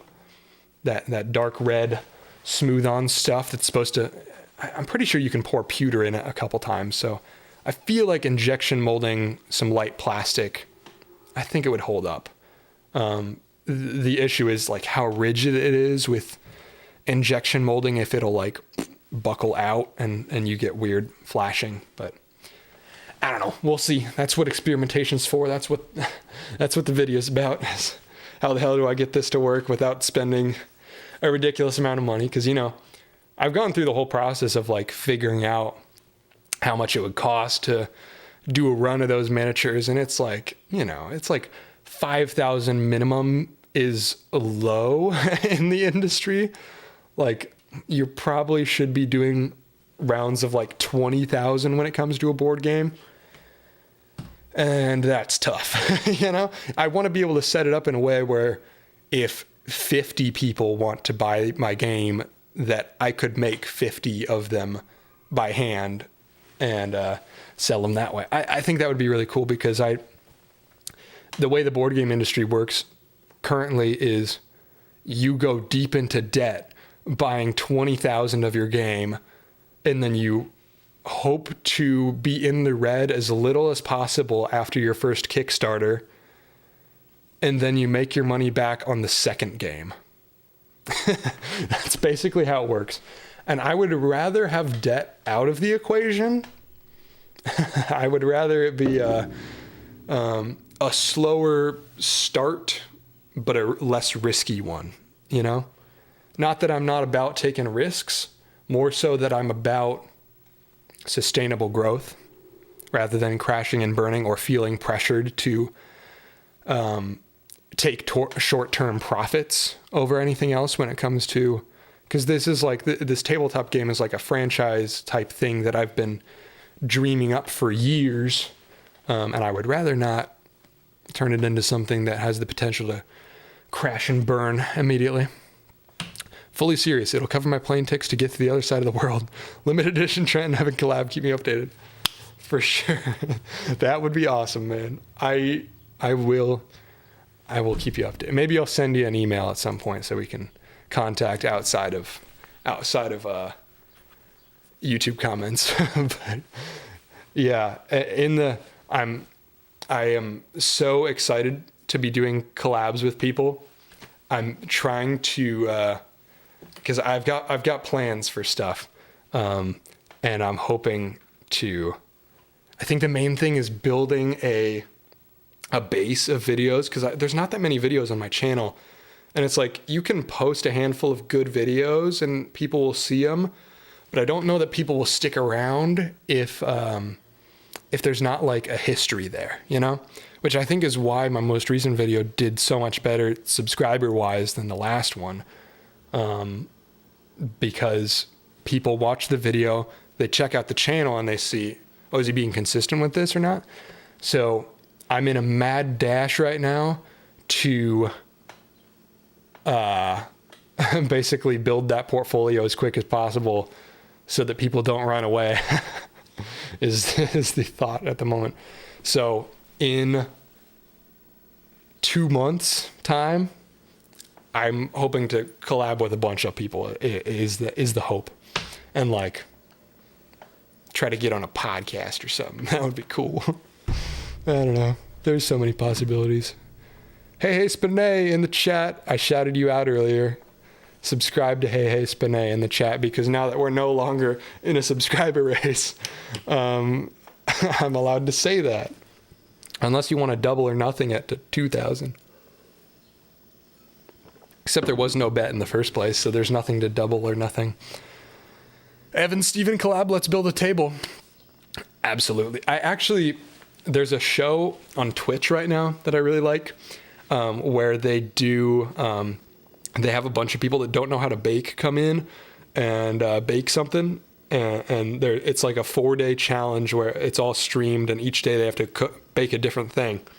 And it's like so much fun seeing people not knowing how to do stuff. And actually, you're a pretty handy guy, aren't you, Steven? You'd be good at stuff. But anyway, an idea that I think would be funny is having other people in and try to have them all build the same thing, like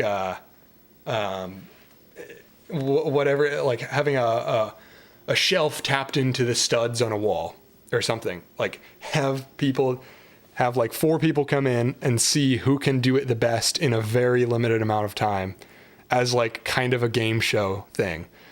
Would be kind of awesome. I don't know that would be our collab, Steven, but that's an idea I have. That's just something I want to do down the road. That's a post-property owning Evan idea. Chase, have you considered consistently posting, say, on Tuesdays? He's giving me such a hard time because in the chair video at the end, it flashes on the screen when it says, "Thank you for your time." And then it says, new videos every Tuesday. And it is currently Wednesday. And there's no video. So he's been giving me a hard time about it in all the group chats and everything. But, yeah, it's coming. Don't worry about it. It took way long. So I went back to my hometown this weekend, partially for Father's Day and partially so I could have a garage to learn how to weld in. So over the weekend, I cleaned out my car, learned how to weld, so that I can work on this thing for the next video, basically welding a giant metal plate to my dashboard. And I successfully did that. I have things welded to my car now. But that took a little longer than I expected, it took like a full day to take everything out of the car again and deep clean everything. And so I got a little too ambitious with my time frame on this one. I'm learning the best videos actually aren't that complex of projects. Like my 2 best performing videos now are this one, which I glue 2 pieces of wood together. I sand them. I drill a hole in it. I stick it to a camera, and then I go shoot stuff. It's not that complicated. You don't need that complicated of a project to have an interesting story, is my two most viewed videos have both been relatively small projects. The other one was the battery video. Basically, I Dremel a battery, and then I figure out that doesn't work. I buy a adapter, and then I sand the adapter and paint it. And that's the video. But it did well because that leaves more wiggle room for story, I guess. And the chair video was such a pain to make because it's such a giant project and there's so much to film and so much to compress down into 9 minutes. There's not as much room for storytelling. So potentially I'll have the same problem with this next video, but that's the reason that I didn't have a video on Tuesday, even though I said I would. But publicly saying that I'm going to have a video every Tuesday is less about the people's expectations and more about putting pressure on me so that I actually put things out. Because I know, like, I'm already over my deadline for this week, but if I'd never put that deadline there, this video would take another 2 weeks from today. I would find a way to to make it take that long. So the pressure still applies even if the video doesn't come out exactly on the date. Man, I'm still so geeked that you could fly over here to collab at some point. That would be so cool. Or I could come there. I can fly cheap. I just flew to Colorado recently for $100 there and back. Although I'm a tall dude and long plane rides kind of suck. not super nice on the legroom. But I would love to go see your studio because your studio is one of the coolest. I don't know. I love spaces and seeing people set their stuff up and having unique things and not being afraid to drill into the walls and paint things and over label things and have stuff look ridiculously utilitarian like that. It's way cooler to me than standard looking, just nice shelves and nice tools. Okay. Dude, that's what you think. 1 million. Racing to 1 million subs?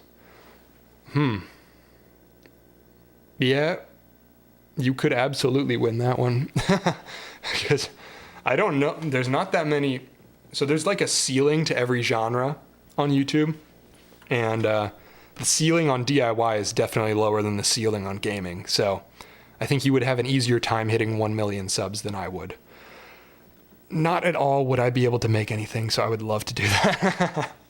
That would be sweet. Yeah, the game show idea of having a bunch of people attempt to make the same thing. It would be sort of dangerous, though. There would have to be some level of like, I don't know how it would work, because the concept of a baking show that I was talking about, where nobody knows how to bake, the worst case scenario is you make something inedible. Maybe you burn yourself on the oven or something. But the worst case scenario with like having inexperienced people build a table is like someone loses a finger. So I would have to find out a way to make that concept work in a safe way. But I think it would be so sick if it worked. DIY genre game show. Steven's dad opens his door for him every morning. The dude is hopeless. Nice one. What keyboard are you using? I saw it in a video and it looked interesting. Yeah, so let's see if this camera still works. No. Let's see what's wrong with it. Oh, it's not plugged in. Hold up. HDMI going in. Is the battery still alive? Yes, it is.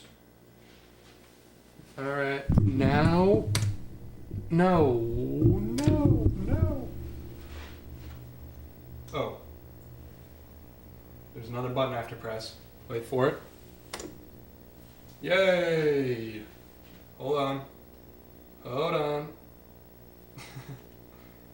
Bear with me through the UI. Clean HD. My color temp is off.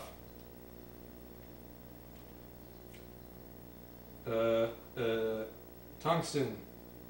There we go. V-cam, going. Keyboard. That was a lot of work for that. Maybe not worth it. But yes, this is the keyboard I use. It's pretty swag. It's all orange and green, as is my branding. I just switched the keycaps. In the other video, you probably saw it as a what are these called? What are the keycap profiles called? This is DSA, right? These ones are chunkier. DSA, I think. These ones are something else. I don't remember. But yeah, I just switched the keycaps, so now I've got these, and the green ones are spray painted with my my color of green that I always use. Hold on, I'm getting a rolling shutter here. Let's fix that. There we go. Okay. Yeah, so it's custom. It's a XD75. So I used to use the Ortho 75. I do have no case on it. Does that make you cringe as a keyboard guy? It also makes me cringe, to be fair. I should not be rocking it like this as long as I have, but this is how I do it. And this one's just straight up a raw PCB. This is also a keyboard. So this is my macro pad, so when I press this button, we'll hop back to the front camera. This hops us back here. This brings us to the phone, and this brings us to the other scene with the desktop capture. So this was my first custom keyboard, Ortho 48. Then I upped it to an Ortho 75, which is like this profile. But then I was having some bugging out on certain keys. One of my rows went out and I just wasn't able to fix the solder on it. So I got this one, XD75, hot swappable. That's the big thing.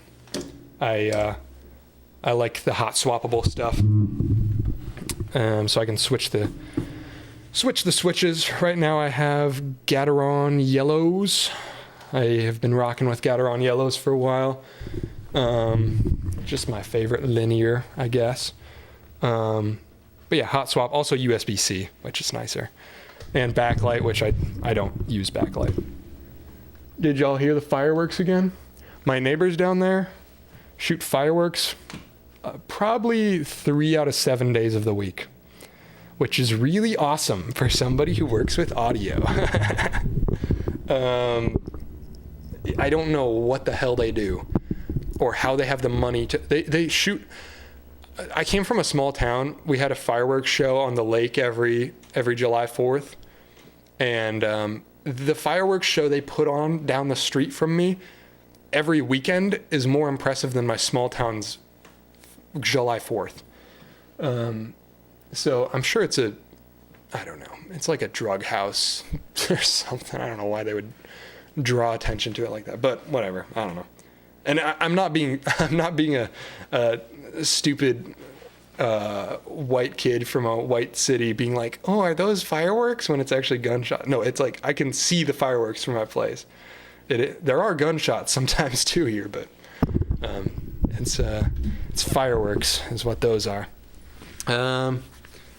Looks like you have no case on it. Yeah, I've never seen it. I have a clear case. I thought it was cool, but no case is even better. Yeah, would love to hand wire a keyboard sometime. Yeah, that's actually the first DIY video I ever attempted to make was wiring a keyboard. So I still have all the footage of it, of just me soldering everything and just being terrible at soldering. So at some point well, no, that video is never coming out, but I will at some point do a video on keyboards. Oh yeah, people are sending me pictures of the alien. Let's see. What is this? Okay, here's one. Here's a video of the alien. Can you see? There he is. That's my guy. That's the guy that I rotocasted from that clay head I showed you earlier. Oh, my dad also sent me a picture of the of the alien in my car seat. There he is, chilling in the passenger seat. I would just drive down the road, bringing him around the state like that for different shoots. Just having an alien in the co-pilot in the cockpit, you know. Yeah. So what was I talking about? Oh yeah, hardwiring a keyboard. Yeah, I had an old video on that. Will never see the light of day, but I have a new idea for keyboards that I want to do a concrete keyboard where I make a case out of concrete, like make a little concrete mold and then shove it full of Quickcrete and then concrete keycaps. I don't know how that would work, and it might feel terrible to type on.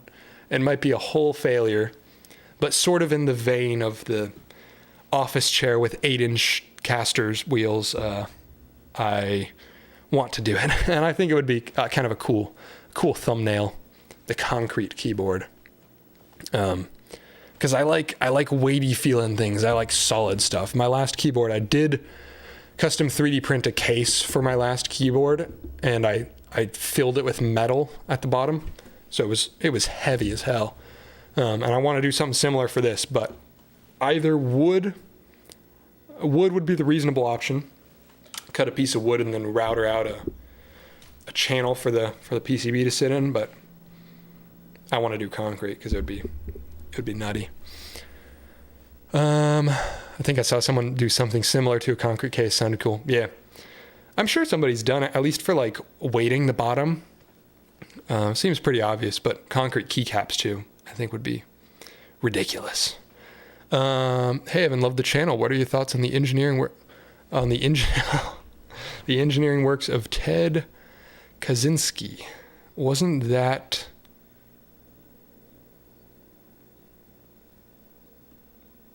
he like he made bombs, right? Is what I'm trying to say. I don't know. I missed a comment earlier.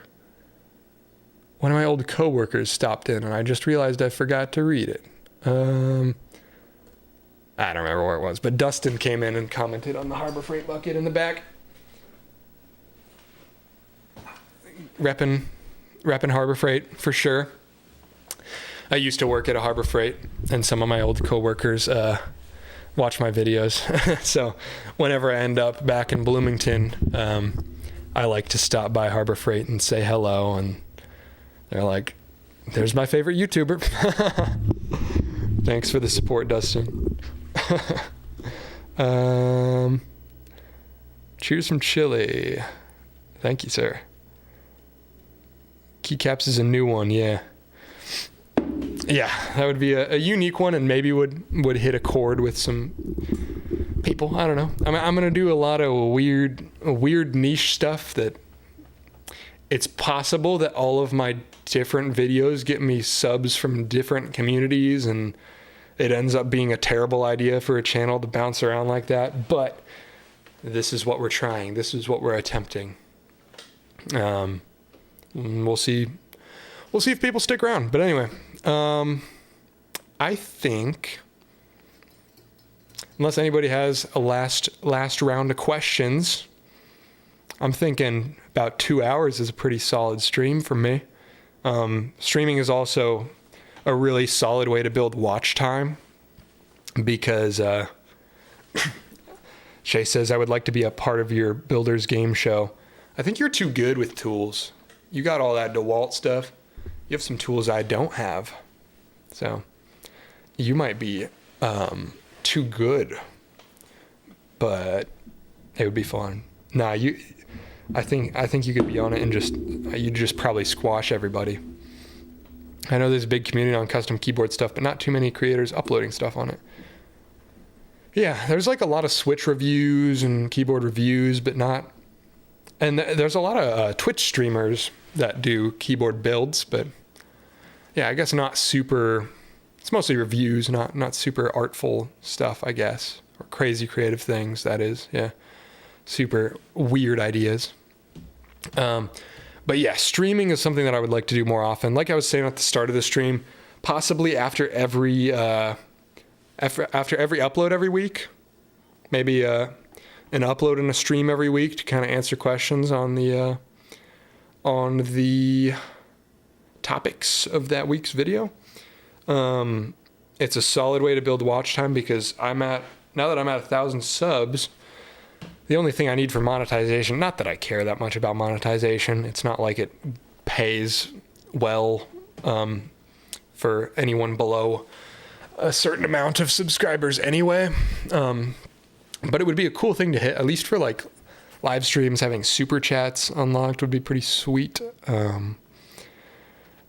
So watch hours are way easier to get on live streams, because like if you think about it, if I get somebody to watch 10 6-minute videos, that's the same as them hanging out for an hour in a live stream.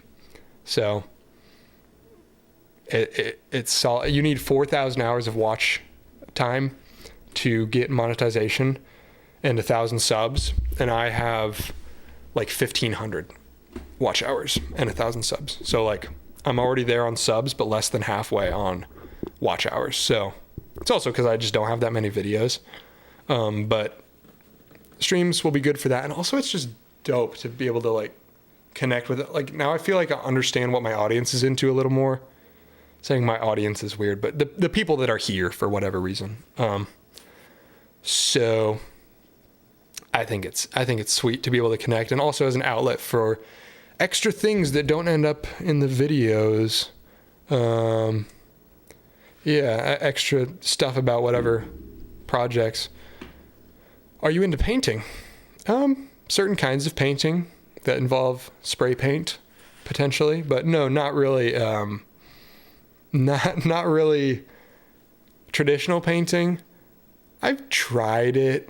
I would like to get into like acrylics. I think would be cool.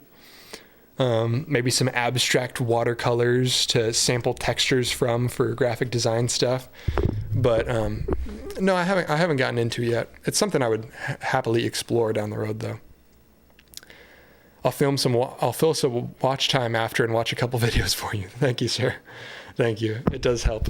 Video suggestion: AliExpress drill press versus real drill press. That's solid. Probably not my kind. I bet there's a bunch of videos on that already, though. And I'm not going to be a tool review channel, I don't think. But we'll see. I have no idea what well, that's not true.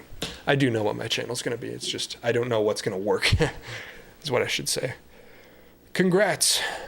Thank you. Thank you. Thank you very much.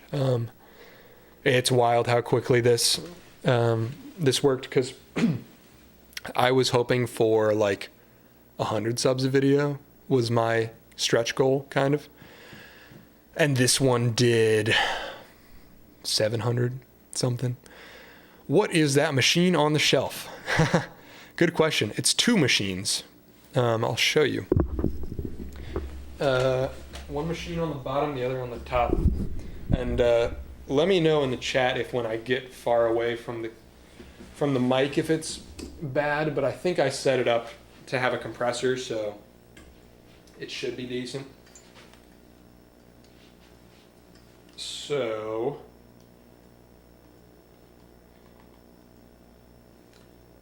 this machine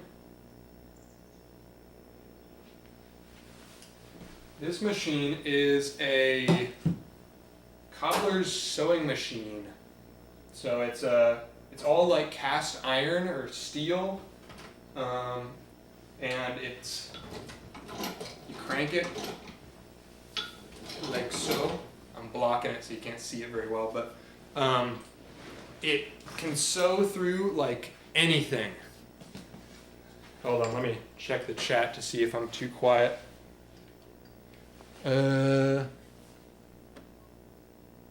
Chase told me to say something cool. Hi, Caitlin. That was something cool.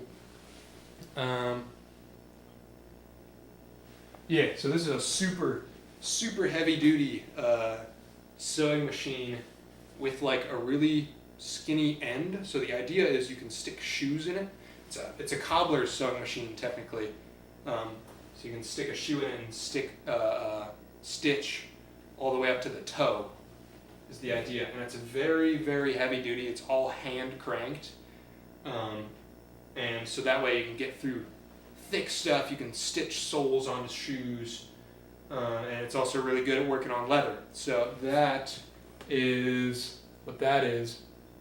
And I bought that because I used to be super into sneakers. I have like a bit of a sneaker collection. A lot of it got destroyed in the flood, which is unfortunate. So now I wear the Sakai Blazers all the time, but I used to have a pretty cool collection, a lot of dunks and stuff before those started getting insane in price. But sorry, am I too quiet? Should I be speaking up more? No, sounds like we're good. Yeah, so that's what this was about. Is I got into leatherworking, and I was going to make custom shoes, like from scratch, which is something that I'm still going to do eventually. It's actually what got me into molding and casting in general. Was I was making even the soles of the shoes from scratch. I made molds. I made the soles out of clay, and then I made molds of them, and used like some smooth-on expanding foam stuff, and then I would stitch the upper. I got as far as making one shoe, the left shoe. I did not get to the right. That's buried somewhere. Otherwise, I would show you. But that's a project that I will get back to one day. But for now, this is dormant mostly. I did make some leather wallets and stuff with it, and a custom watch band. I was also into watches for a bit. I'm a little bit of a nerd on like everything. I'm into everything. So that's what this machine is. This thing is a photo enlarger. So you take film photos. I don't use this, I just kind of found it. So it just exists in my studio. At some point I will actually like start doing film photography and use this for something, but so this big barrel has a light in it, and you stick your film in there, and it'll project it out onto some special like print paper, and so you can make larger prints of your film. Is the idea, and it also has a giant motor on it, so I can make it go up and down, which is pretty sweet. Hold on, bear with me. Oh, it's already plugged in. Hold on, let me get on the other side.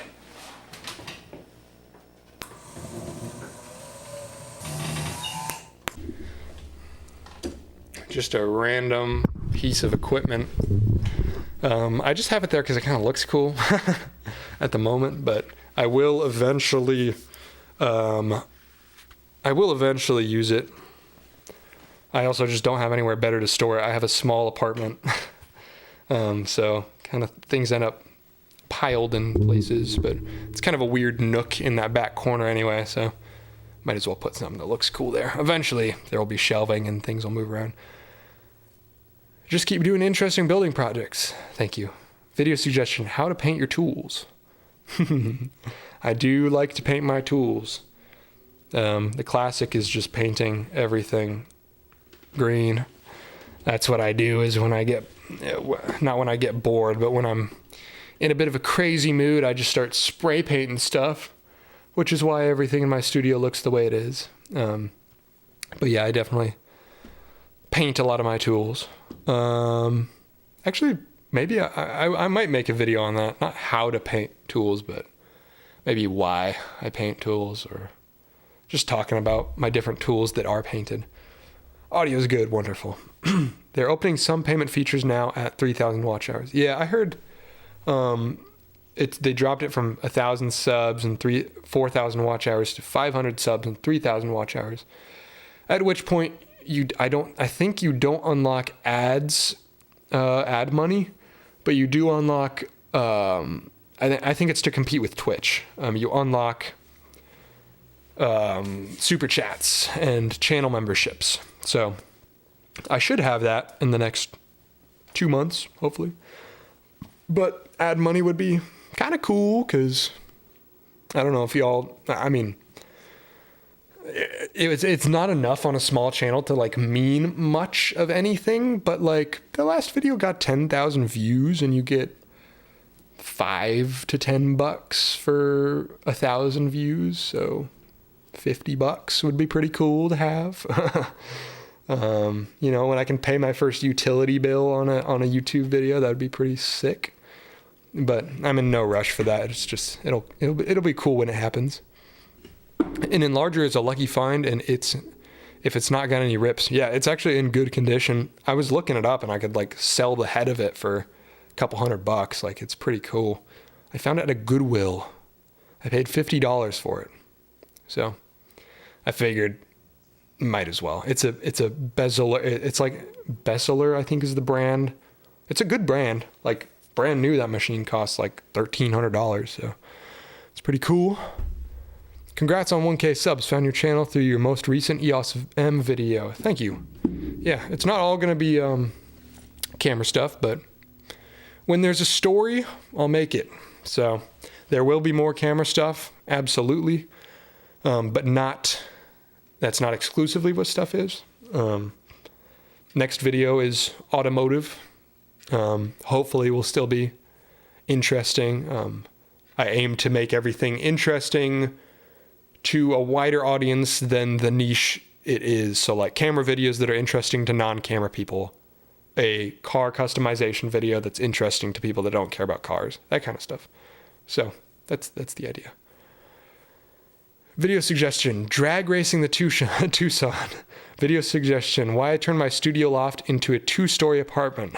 Video suggestion, a love letter to Yoo-hoo, not sponsored. Thank you. Thank you for all these suggestions, Chase. Some of those will happen. Drag racing the Tucson. So you ask, what car are you driving? It's a Hyundai Tucson 2007. It's a little junker. It's not a cool sports car or anything. I'm not doing it's not a traditional car video. It's something different. I talked about it a bit earlier in the video, in the stream, but I'll show the image again. This is the teaser I posted on my community tab, this post. This is my car's dashboard. This is how it looks. There's another firework. I don't know if y'all heard. Oh, there they go. It's 9 p.m. They're starting. The neighbors are having their fireworks show, much like the fireworks show inside of my car on this video. So you can see like my gauge cluster there, my steering wheel, and this is my daily driver. This is my only car, and this is what I've done to it. So that's my little teaser for the next video. Just a little ridiculous, a little crazy. It's so yeah, it's not like performance mods to a car or a truck or whatever. It's utility mods to the dashboard is the idea. The idea is as a rejection from bigger and bigger touch screens on cars. I put a bunch of buttons in there and switches and all analog, no touchscreen is the idea. And video suggestion, why I turned my studio loft into a 2-story apartment might happen. So my apartment, here, let me pull up the camera. Come on. No, not that one, this one. Very high ceilings. I've got like 13-foot ceilings in this thing. So there you can see it. Very tall. So at some point, all this ridiculousness and all these shelves, very high up. Yeah, it's pretty tall. So at some point, I would actually consider building a loft type thing. In this room, I want to have a big overarching thing that I can hang lights from. Would I think be sick? Like almost turn this side of the apartment into a sound stage. And then on the other side, this side is much less cool. This is just my barren kitchen. But up there, that's my bedroom. That's the only other room of the apartment. So this is like the big kitchen into studio kind of. Pardon the mess, I just got back to Cleveland. I haven't unpacked everything yet, but this half is the kitchen living room that I've just turned into will be this ridiculous sound stage.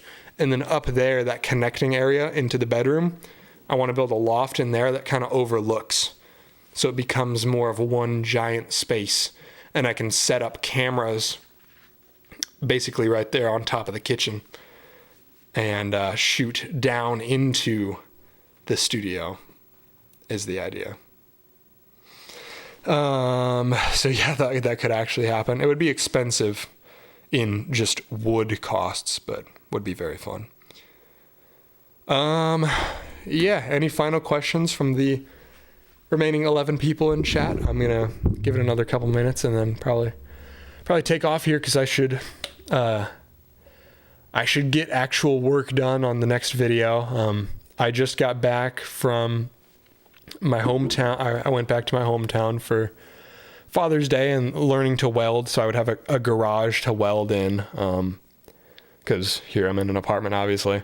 So I just got back from that, have to process all that footage and then do some do the second part of the video here in the studio, edit that all together. So for me, tomorrow is probably going to be another insane edit day, or filming and editing day, to finish the video on the EOS M, to get it out, because I'm aiming for weekly videos, and to get that out, I did a 17-hour day to edit it. So I filmed it in one day, basically, well, 2 days. I did 8 hours of the project, drove to Indy.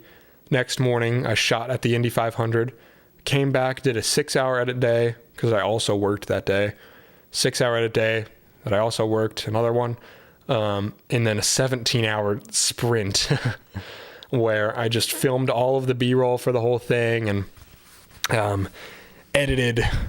So I started at like noon and went to like 5 a.m. and then exported and posted it the next day. So that's what I did, and I might, if I want this next video out by Friday, because I don't want to post on weekends. I feel like that's not as good, because people are doing other stuff. But if I want it out by the weekend, I may have another 17-hour day in store for me tomorrow. So I should wrap here. But thanks to everybody who tuned in. This was a lot of fun. I'm for sure going to be making more videos, more streams. For now, this is all. If you enjoyed anything that you've watched from me so far, I only have like 8 videos on the channel. Binge through them. Why not? Give them all some, rack up the numbers, so that I can continue doing this. Actually, who am I kidding? I'm doing it regardless. This is fun. I don't need money. I don't need validation. I'm doing it. Made for the sake of making, right? That's the motto. Doing it for the hell of it. So that's all. That's all for today. Thank you everybody that tuned in. Thanks to all the friends who hung out as well. And I will catch y'all soon. New video, if everything goes well, on Friday. If it takes longer than that, I'll probably wait to post it till Monday. Thank you, everybody.